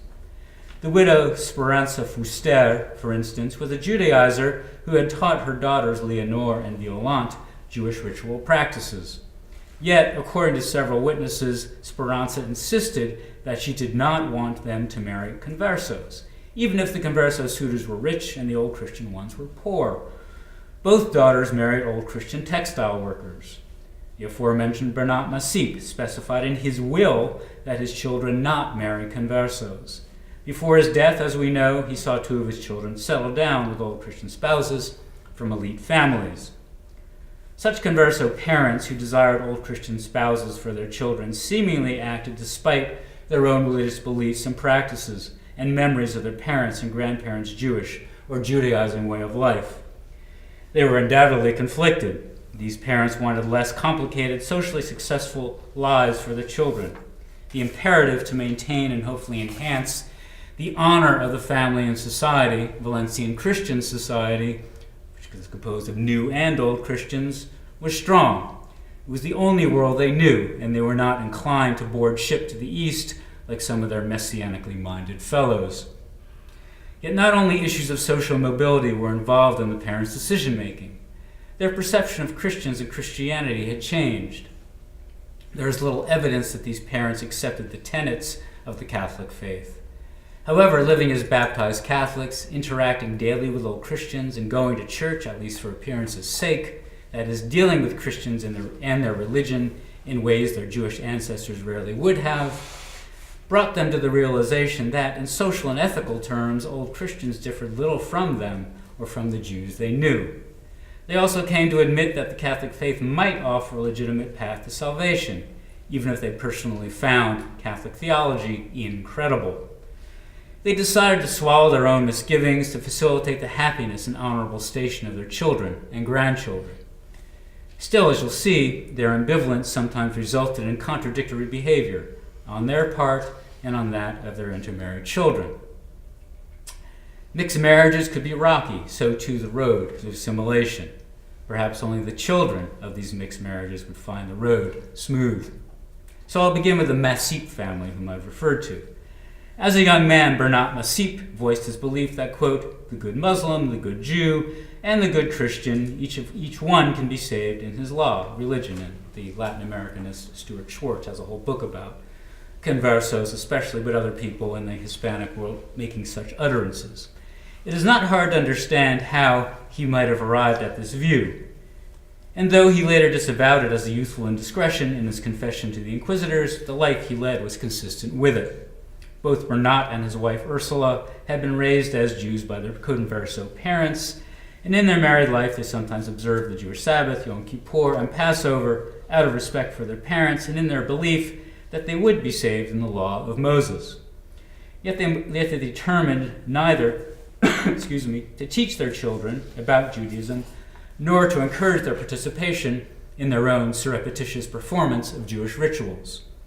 Of course, the children could not have avoided learning something about their family's Jewish past, but their father made it clear to them that, with old Christian spouses, their lives were going to be different and better. Bernat did all the right things to ensure this. He purchased a house from a knight, and so raised his family in a neighborhood full of elite old Christian families, and he arranged suitable marriages for his children. Crucially, as many neighbors and clergy attested in his trial, Bernat and Ursula had apparently been practicing like devout Catholics since the 1460s, and Bernat left money for the construction of a family burial chapel in the local Augustinian monastery, a sign of his faith and his family's honor. Unfortunately, the couple could not entirely abandon their Jewish practices. Ursula especially found this difficult and did not share Bernat's sort of more latitudinarian perspective.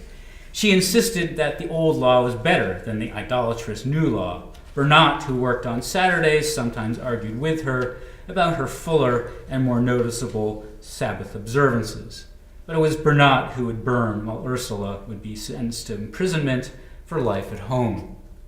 And one could write, I think, a whole book on converso marriages, whether intermarriages or just tensions between converso married couples as to relative religious observances and all that. I mean, yeah, there's just a ton of stuff on this. It's kind of really interesting. Like Bernat and Ursula Massip, the converso parents, Joan Dominic Sr., a broker, and his wife, Violante, too many Violantes in this paper, one of the best for their children. The broker, Joan Jr., the merchant, Frère Dominic, whom I referred to, and their daughter, Clara. They sent their sons away to be raised and educated in the households of elite old Christians in Sicily, Majorca, and Ibiza. And they must have assumed that their sons would find old Christian wives, perhaps on the beaches of Ibiza, I don't know. They did. Well, Joan Jr.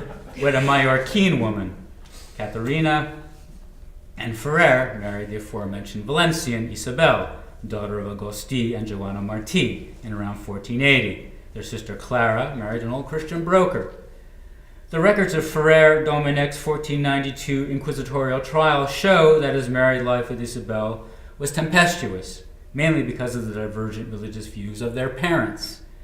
Ferrer's internal torment and irascible personality did not help. He was also an incorrigible gambler and was cursing and blaspheming all the time in the course of his gaming. Despite their efforts to further the assimilation of their children into old Christian society, the Dominics, Joan Sr. and Violante, could not shake their own attachment to Judaism. To make matters worse, when their sons returned to Valencia, they persuaded them and their grandchildren, Joan Jr.'s children, to engage in Jewish practices. It was probably for this reason that after the death of his old Christian wife, Joan Jr. married a Judaizing conversa, Violante, another Violante, who did not get along well with her stepdaughters. Because of the influence of his parents, Ferrer was already beginning to identify with Judaism by the time he settled down with Isabel. This immediately caused friction with his in-laws, in whose home he and Isabel resided during the first 9 months of their marriage. Ferrer, for instance, made snide comments to his mother-in-law about the curtains painted with Christian devotional images that she had hanging in the kitchen. His father-in-law eventually threw him out of the house. Isabel's parents could not have been too happy when their daughter later told them about Ferrer's gambling, his tendency to blaspheme about Jesus and Mary while denying the Catholic faith, and the attempts of the Dominic clan to persuade her to join them in their Yom Kippur fasts. According to Isabel's mother, Isabel told the Dominics, quote, "I don't come from the lineage of Jews, and I don't have to fast your fasts," end quote. Isabel had to deal with the frequent visits of her mother-in-law, Violante, to her and Ferrer's house. Religious discussions were not unusual. In one instance, after Ferrer objected to Isabel exclaiming, "Ah, Jesu," when their son fell down, he turned to his mother and he said, quote, "Tell my wife who the saints are, to whom we are devoted," end quote.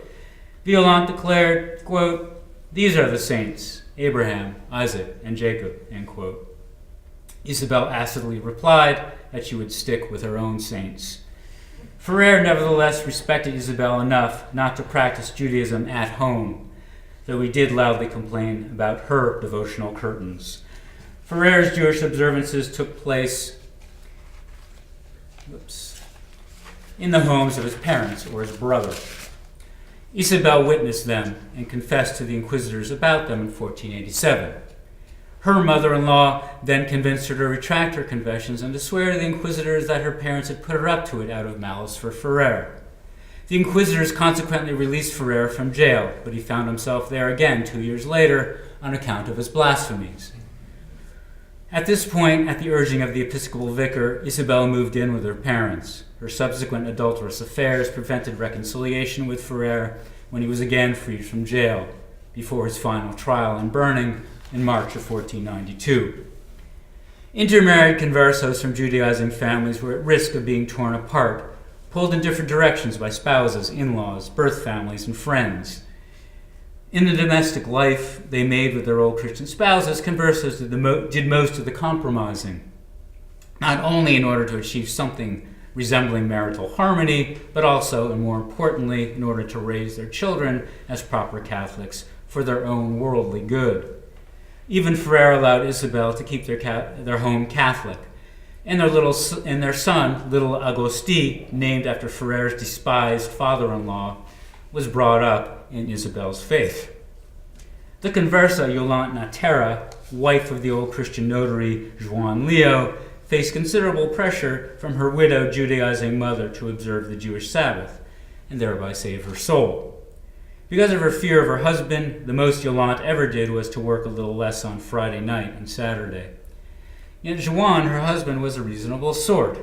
When his mother-in-law visited, he did not mind it if she and Yolante ate their own food at a separate table, while he and his visiting brother feasted on pork and fish without scales. However, when Juan's brother told him that Yolante and her mother ate meat in the house during Lent, when he was out of town, Juan quarreled with them. Yolante's sister Damiata and Converso brother-in-law Dionys, in whose house she had lived for many years after her father's death, often reminded her to keep, quote, believing in the law of Moses, end quote. But when the inquisitors interrogated and penanced them, they refused to say anything about Yolante's past Jewish observances with them, quote, for fear that her husband would leave her since he was an old Christian, end quote. After her husband's death, Yolante, as I mentioned a while ago, arranged to be married to an old Christian lawyer from Játiva, despite the advice of several conversos to the contrary. The wedding, however, never took place. The Inquisition got to Yolante first. Shortly before her execution, Yolante confessed to the inquisitors that she had been, quote, a pure Jew and believed in the law of Moses, end quote. So how do we explain this utterly contradictory behavior? It perhaps can be attributed to the fact that Yolante and Juan Leo had not had children.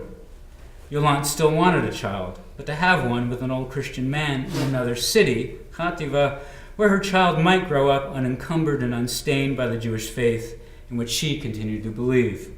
Just guessing. At least partly in accordance with the expressed wishes of their Judaizing widowed mother, Speranza Fuster, the Converso sisters, Violante and Leonor, married old Christians, textile workers. As expected, they then stopped performing the Jewish rituals they had learned from their mother, or most of them. Rather like Violante Dominic, Ferrer Dominic's mother, Speranza Fuster could not entirely control her Judaizing impulses and leave her daughters alone. Thus she sometimes got them to celebrate the Jewish Sabbath with her. Her daughter Violante's angry husband, Alfonso Rodriguez, upbraided all three of them for it. Their cousin Aldonza was also married to an old Christian artisan, Alfonso Oyer, who handled the Jewish leanings of his wife more calmly. He would escort her to homes where conversos gathered for various festivities, some with Judaizing activities going on. And when Aldonza observed the Jewish Sabbath in their house on Friday night, he would quietly labor away by candlelight at his workbench. Speranza Fuster had, of course, hoped to have grandchildren, albeit fully and safely Christian ones. Unfortunately, her sons-in-law both died too soon, as did Violante's one baby, probably of the bubonic plague, which struck Valencia periodically. Yet, in the largely old Christian working-class neighborhood where Speranza's daughters lived, other mothers, Conversa and Old Christian, gave birth, and all the women in the neighborhood, Conversa and Old Christian, celebrated the births and the baptisms of the infants together. There were moments and places like this where peaceful Converso assimilation seemed possible, or where most people seemed to be in tacit agreement with Bernat Nassib that every good person, quote, could be saved in their law, end quote, in their religion. But then the Spanish Inquisition set up shop in Valencia. When the Inquisitors arrived in December 1481, they found a Converso population comprised of some families of hardcore Judaizers who would again be gripped by messianic fervor after the expulsion of the Jews in 1492, a larger number of less zealous families with varying degrees of attachment to Judaism, some of whom were intermarrying with Old Christians and trying to raise their children as Christians, and a good number of families who had already sincerely embraced Christianity. And no, I can't provide precise percentages. But what all these conversos shared as Valencians was an anxiety about their honor and social status in the wider Christian community, a community composed of both old and new Christians. This Valencian Christian community had not yet experienced serious conflict and violence between old and new Christians as distinct ethnic groups. Well, some conflict, but not out-and-out intercommunal violence. The Inquisitors, however, created a new polarizing public discourse that labeled conversos as potential enemies of Catholic Church and state. The Inquisitors achieved this through their public edicts of grace and edicts of faith that listed the beliefs and practices of Judaizing heretics, through their organization of public processions of repentant and unrepentant Judaizers, and through their public burning of unrepentant and relapsed Judaizers, including the effigies of those who had fled town and the bones of those who had since died. Moreover, in the framework of neighborhood politics, they gave old Christian enemies of conversos a new weapon, a way of threatening, defaming, and publicly humiliating them. A destructive dialectical relationship developed between the public politics of honor in the neighborhood and the public degradation of conversos in inquisitorial sermons, processions, and executions. Now, any behavior of conversos that smacked of Judaism could be a source of public dishonor for them. And in an agonistic, conflictive society such as Valencia's, where everyone had enemies, there were plenty of people ready to do the publicizing. For instance, the old Christian crossbowman, Joan Einar, an antagonist of Speranza Fuster and her widowed daughters, who lived across the street from him, told his friends that, quote, the pride of those women has to be lowered, end quote.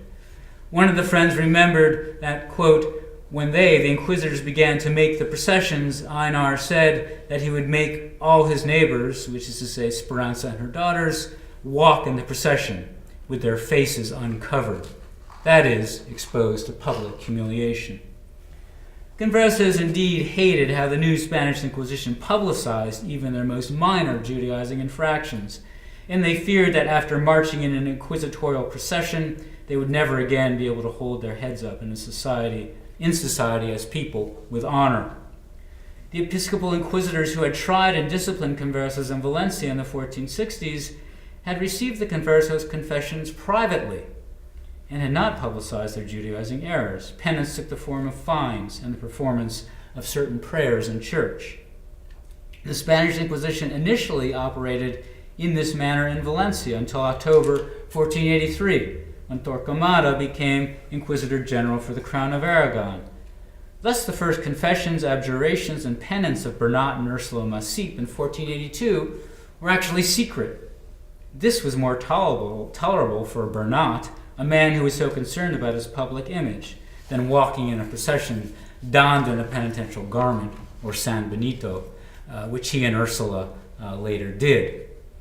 Catalina Joan, a former Old Christian maid of the Masips, who retained much affection for the family, quote, became very upset upon hearing in the Inquisitor's Sunday proclamations in the cathedral that the daughters of Bernat Masip had to walk in the procession, because she, Catalina, never saw them do anything, which is to say anything Jewish, end quote.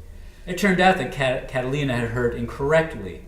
The Masip girls were not named. Even so, the public punishment of Bernat and Ursula would forever stain the honor of their intermarried daughters and their children, of anyone linked to the lineage of the Masips. Aldonza, the niece of Ferrer Domènech and the daughter of Joan Jr. and his first Old Christian wife, begged her Converso grandmother, Violante, not to confess the family's Judaizing to the Inquisitors during the period of grace. Quote, "You are putting my whole name at risk by your faith," that is, her faith that the Inquisitors would leave them alone if she confessed and abjured her heresies. "Since those who see me as an old Christian will, after they see me wearing the San Benito, call me Marana, pig.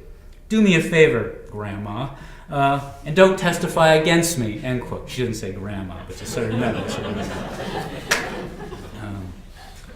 Among other things, Aldonza must have been concerned about her marriage, prospects, and whether any man from an honorable Old Christian family or a devoutly Catholic Converso family would wed her. Aldonza's anxieties raised questions about the impact of the Spanish Inquisition's activities on Converso Old Christian marriages and intermarriages in Valencia, or any place else for that matter. The Valencian tribunal tried 2,160 alleged Judaizers between 1481 and 1530. It's kind of remarkable. Handing down 909 death sentences. Only 12 were acquitted. The rest were sentenced to different forms of public penance, often involving the loss of property. Even taking into account the fact that this tribunal had jurisdiction over the entire Kingdom of Valencia, as well as over the Aragonese towns of Teruel and Albarracin, its systematic assault on the Conversos of Valencia must have had a chilling effect on their relations with Old Christians. Old Christian parents would probably have been disinclined to allow their children to marry into Converso families whom the Inquisitors had publicly defamed, no matter how affluent or how seemingly Catholic they were. As for Converso parents, some of them perhaps became even keener to marry their children to Old Christians, so that their children and grandchildren would acquire more Catholic credentials and thereby hopefully avoid the terror, punishment, and dishonor that other Conversos endured at the hands of the Inquisitors. Yet some Conversos likely reacted to the Inquisition's actions with anger and an impulse to avoid the society of Old Christians, much less marry them.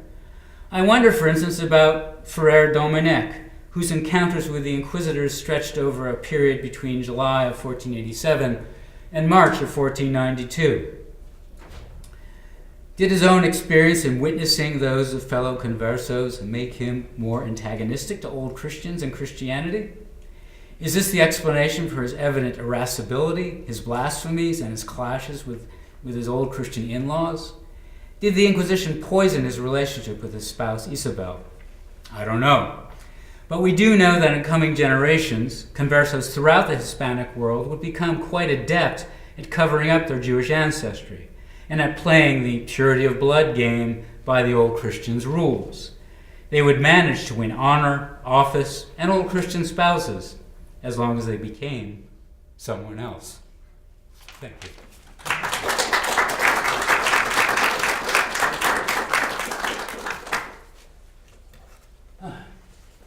Thanks, Mark.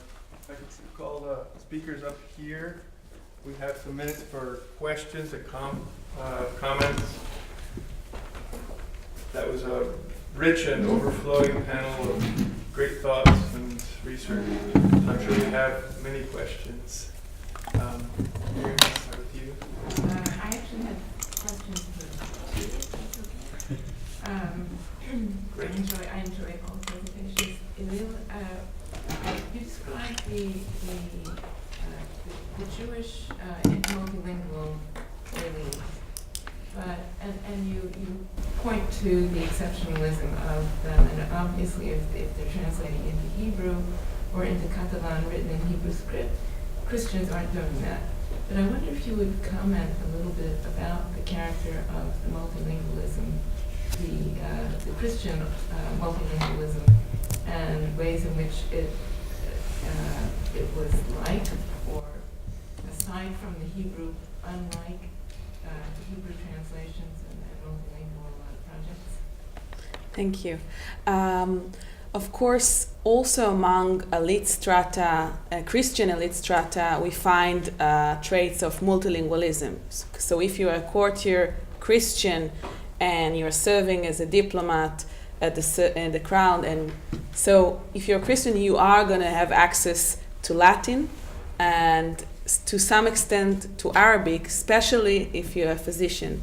We find also among Christian physicians in Catalonia some abilities to and access to Arabic sources, though in lesser proportion. For example, when they established the medical school of Lleida, the king orders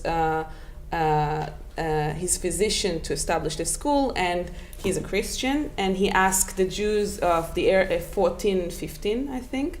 He asked the Jews of the era to submit their Arabic manuscript, I suppose in Arabic script, in order for the Christian physician correct the medical manuscript he had for the school. So this Christian physician also had knowledge of Arabic. I want to say that among Jews it was more common to have this kind of knowledge of Arabic. If you're a physician and you are a courtier, most probably you'd also know Arabic, while among Christians it would be less common. I hope I've answered your question. Thank you. And Mark, also wonderful paper. You mentioned honor as a really important criterion, but I was sort of waiting to hear about money. And I wonder if you could comment on the role of money in these intermarriages. That is, you mentioned the reluctance of old Christians to contract a marriage with a new Christian, but it's well known that if it was a wealthy new Christian, that could make up for the stain on your family. Sure. I mean, material wealth, in terms of the status of anyone in any of the three societies we're dealing with, always contributed to social status. I mean, honor was this kind of intangible, but if you had the material wealth that enabled you to have the material accoutrements of a higher status person, that also enhanced your honor. But there's no doubt, to answer your question, that the affluence of certain conversos certainly smoothed the path for their marriage into elite old Christian families. There's no doubt about that, and it's been studied in various places, by Linda Martz and so forth, and other scholars, in Toledo. So that was certainly a factor. By the same token, a number of the conversos I deal with were artisan types, and like Speranza Fuster and her daughters, and they're marrying textile workers and other old Christians. Lower class folks, even the poorest of the poor, have their own sense of individual integrity and honor, which is something I think that scholars often forget, that it's honor, this anxiety about honor, applied to all social classes and all societies, but it tended to be within classes, artisans against artisans, nobles against nobles, and so forth.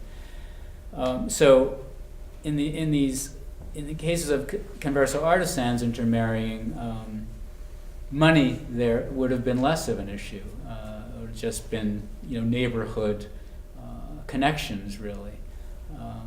And so what I find with this sense of prejudice against conversos is that old Christians were aware of their background, but they didn't see it really as prohibitive, like, oh my gosh, my son or my daughter is going to marry someone of Jewish background. That didn't upset them so much until the Inquisition kind of made Judaizing such a horrible crime. There's this incredible, mixing and, certain amount of blasé attitude about what the conversos are doing, and old Christians are seeing this all the time.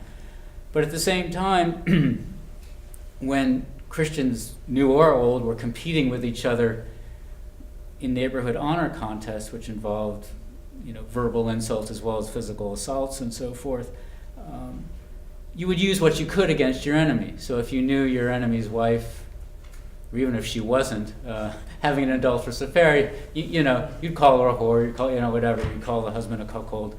But in the conversos' case, they could call them Jew, just as one of the many weapons they could use against them, but it didn't really amount to the kind of real nastiness and violence, intercommunal violence we see in Castile. So for sure, money was a factor. It helped get Jews, into political office. It helped them make, elite marriages, but it wasn't the only factor.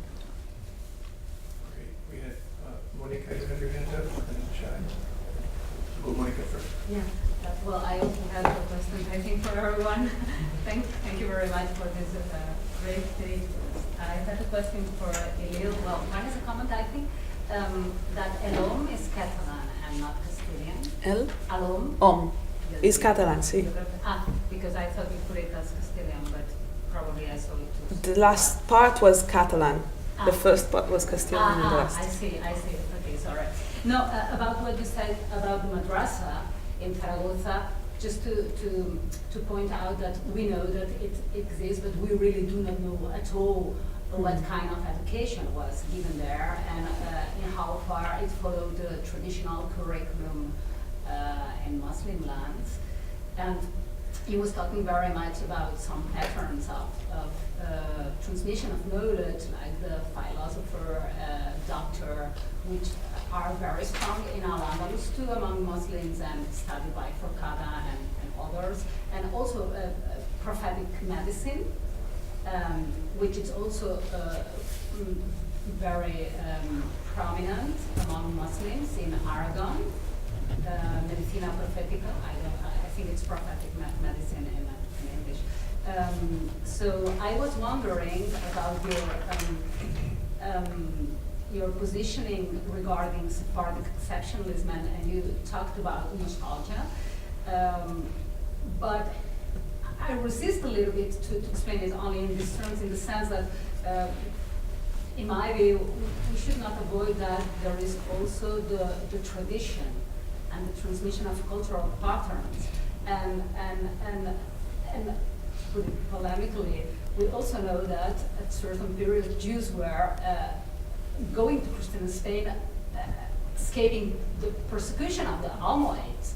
So we can pose the question, if they are remembering the past, in the case that I take up your argument, which past are they remembering? Because perhaps it's not their own, the one that they have recently lived, but a more further one. So I just wanted to perhaps to add to this, that tradition and the transmission of pattern that you really emphasize in the learning. Perhaps it's also an element to take into account when looking at this. Yes, thank you. Thank you for this comment. Of course, I gave my idea about how my research could be used in order to connect the dot, but you're definitely right. We need to look into how memory is shaped, or nostalgia is shaped, or how trauma suddenly, with the distance of the years, suddenly becomes something of a glorified past, and how do they disremember trauma. I can't answer that from my sources, but I think it is something to consider when thinking about the process of building community memory. So thank you. And I also have a question for Mario, which in fact is kind of related, because you was explaining these practices of pious practices as an acculturation to Christian models. But I was wondering, well, in in Muslim lands, it's also very much present, the pious and the endowments and the zakat. And so, because you are looking at this passing from one system to the other, and how far, how do you sustain that it's due to Christian acculturation and not to taking over? Well, I know there are these charitable practices that are common to all three traditions, and I should probably explore this a little bit further. What I was saying is that it's really striking the way the memorialization of one's name during, public prayer at the synagogue, just how similar that is to the Christian practice. I mean, if you can point me to a similar Muslim practice, I will definitely take that into account. But what I didn't talk about is that there are some studies, not just for Iberia, but also for Germany, of Jews really adopting some of these Christian charitable practices and quite intentionally imitating them. Elisheva Baumgarten, for example, wrote a book about the pious practices among the medieval Ashkenaz, where she talks about this.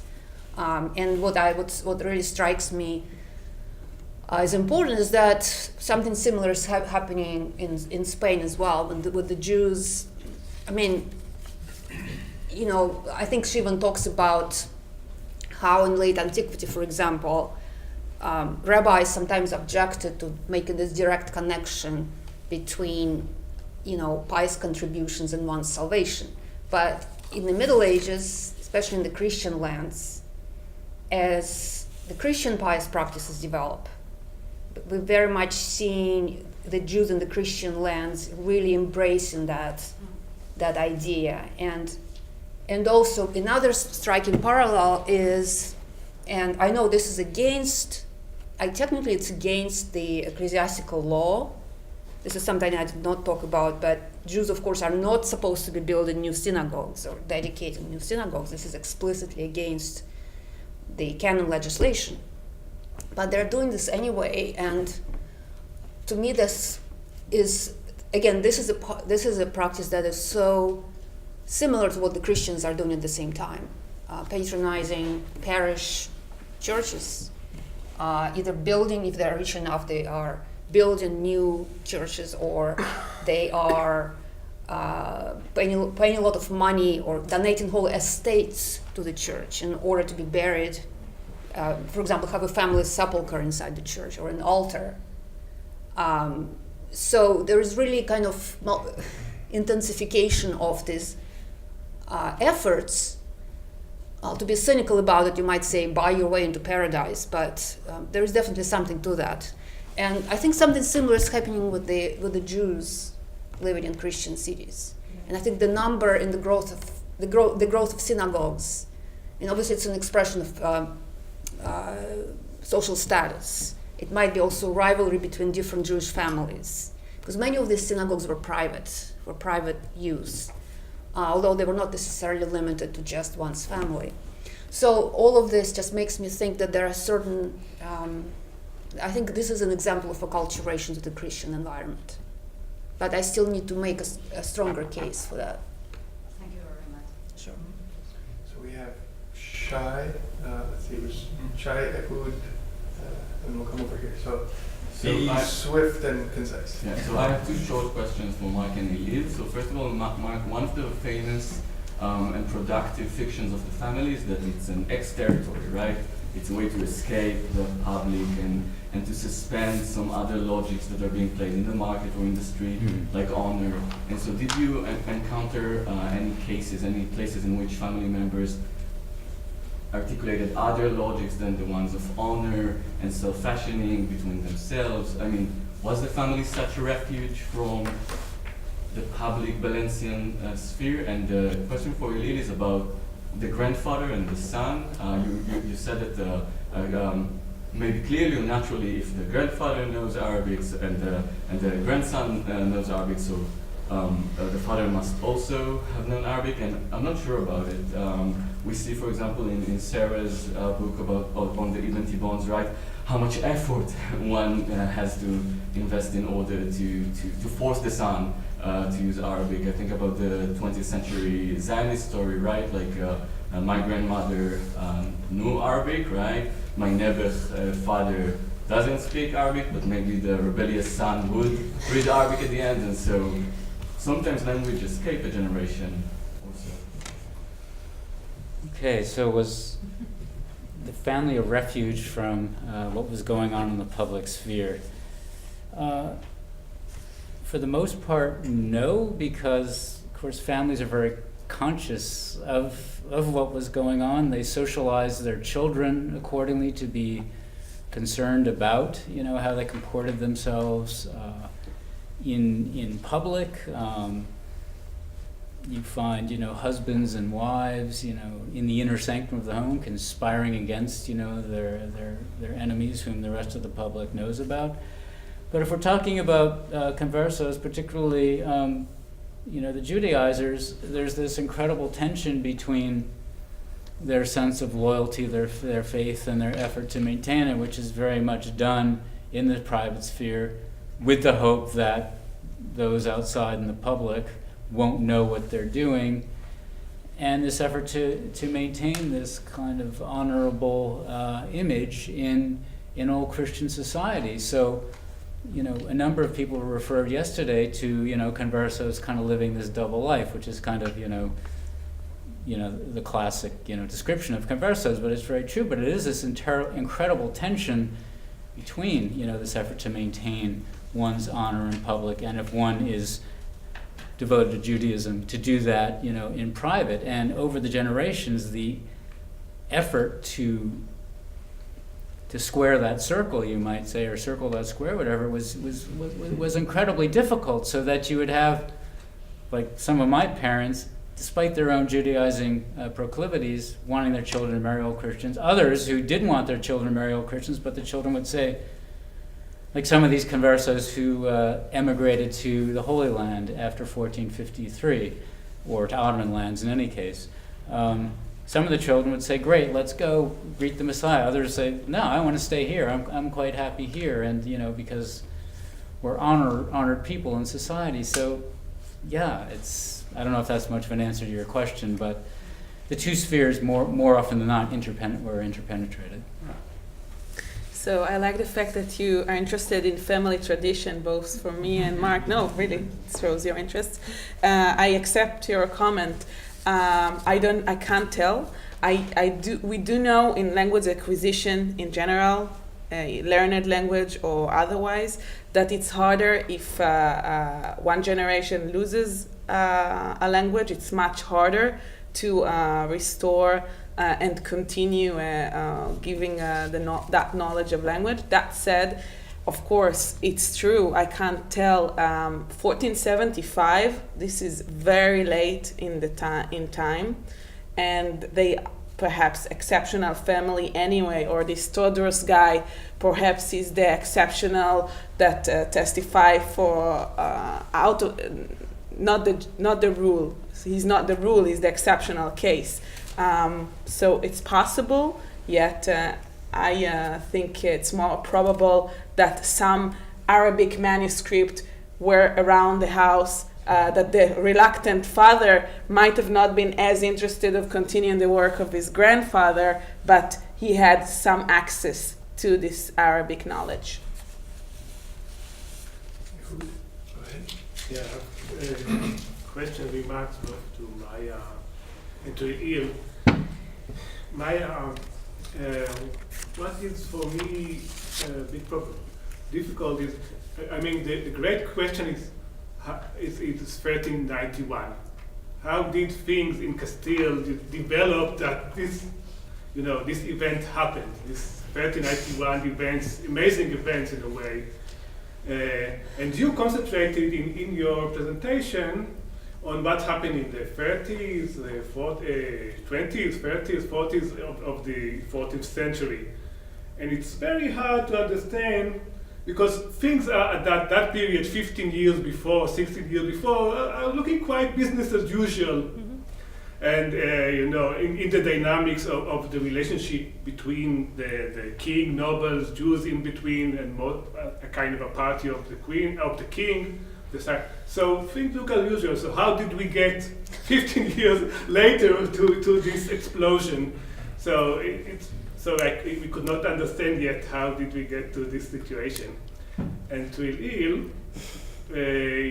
Ilil, your presentation is really fascinating, but let's keep in proportions. Because why I'm saying it? Because the 11th century, the 12th century, the 13th century, the 14th century, even the 15th century, it was such a creative period for Jewish literature in Spain and Andalus.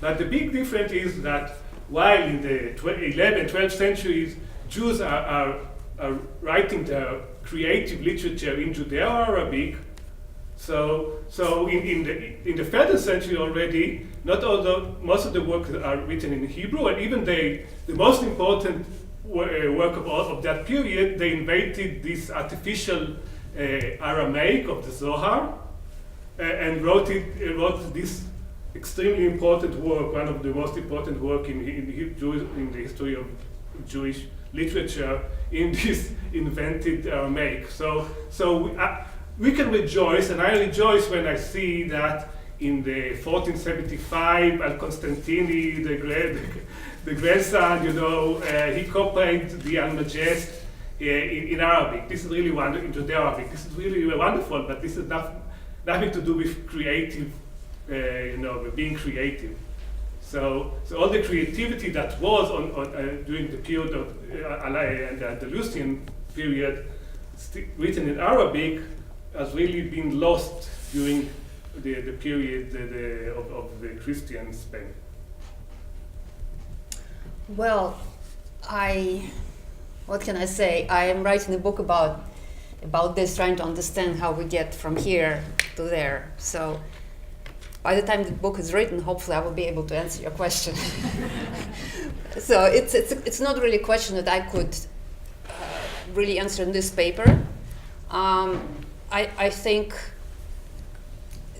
that's why I'm studying this. I'm doing this long-term study of 1391. I don't think we can understand 1391 unless we go back in time, maybe about 100 years, maybe a little bit more.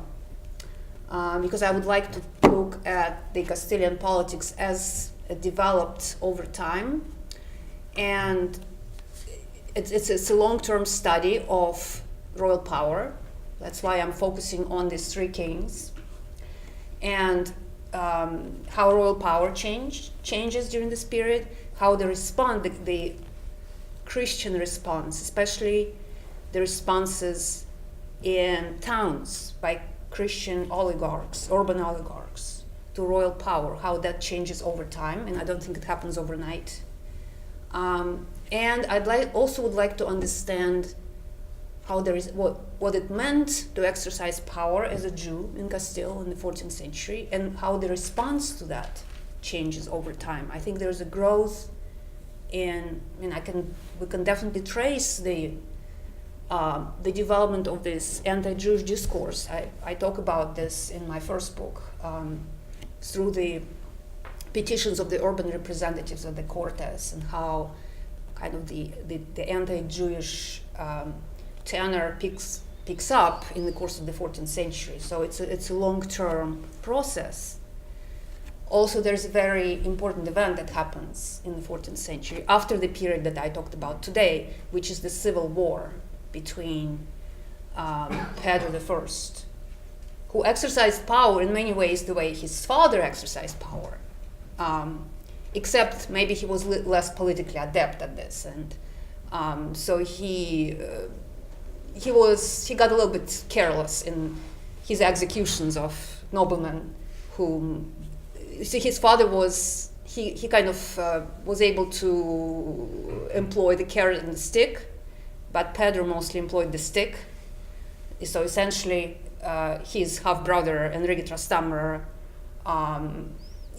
exploited this rejection of this, essentially authoritarian power that Pedro tried to employ, and there was a civil war in Castile. And so in the aftermath of that civil war, I think this is when Ferran Martinez begins his preaching, and I think he was very much a Trastamara man. And so it's a long story. I'm not trying to reduce it to any one cause, and I would like to take my time and fully develop it, and that means going back in time, probably as far back in time as the 13th century. So bear with me, check with me in 5 years, hopefully you'll be able to read that book. Okay, I do accept your comment. We are talking about a process of decline in the knowledge and the use of Arabic. Definitely not the days of creativity and vast production in Judeo-Arabic. In Christian Spain, we are not talking about that. What is written is mainly written in Hebrew, not in Arabic, not in Catalan, not in Aragonese, mainly in Hebrew. They were still strong with the Hebrew. However, and the tendency was that they were less and less knowledgeable of Arabic among the elites and more knowledgeable of Latin, for example, during the end of the 15th century. And but we do find, I think it's interesting that we do find preservation. It's not innovation, but that we find a perpetuation of, and I think it's related to cultural attachment. In a manuscript from Benef from Paris, the one where I located the Ibn Adrut work in Judeo-Arabic, second half of 14th century, Judeo-Arabic. It's a regional pharmacopoeia work that hasn't been known before. Also, Carsono, he writes an original astronomical work in 1378. We find in that manuscript of Paris many later hands that add recipes, various hands in Judeo-Arabic as second half of the 14th century. So this is not literary creativity. And Arabic was confined to mainly to medicine, science, and philosophy. But still, I think it's an amazing fact that they actually found any relevance towards the end of the 15th century. This is a time where Latin science and vernacular science are way more important. But among Jews, we see the perpetuation of the Judeo-Arabic Hispanic tradition, and it's not about innovation, more of preservation. But it's also interesting, I was wondering whether you know more about this manuscript of the Ibn Clarish, because there is one of the copies, an Arabic copy, and I think it's quite interesting because it came into Seville when still Seville was Muslim. So I really wonder in the role whether it was a Jewish copyist or perhaps it could have been a Muslim copyist, but the role in not only preserving but perhaps also in transmitting some frontier places knowledge to Muslim lands. You mean the Jews transferred knowledge to Muslims? Possibly. And in this case, it seems to point, I think Montferrat Sala, they did this book. I would take note. Thank you. I think with that, we'll give everyone a rest before our next session. I'm afraid we're out of time for this session. It was overflowing with great ideas and thoughts and information. So thank you to our presenters. We'll convene back here in 10 or so, 10 big minutes. So you can take your rest and we'll begin in session 6.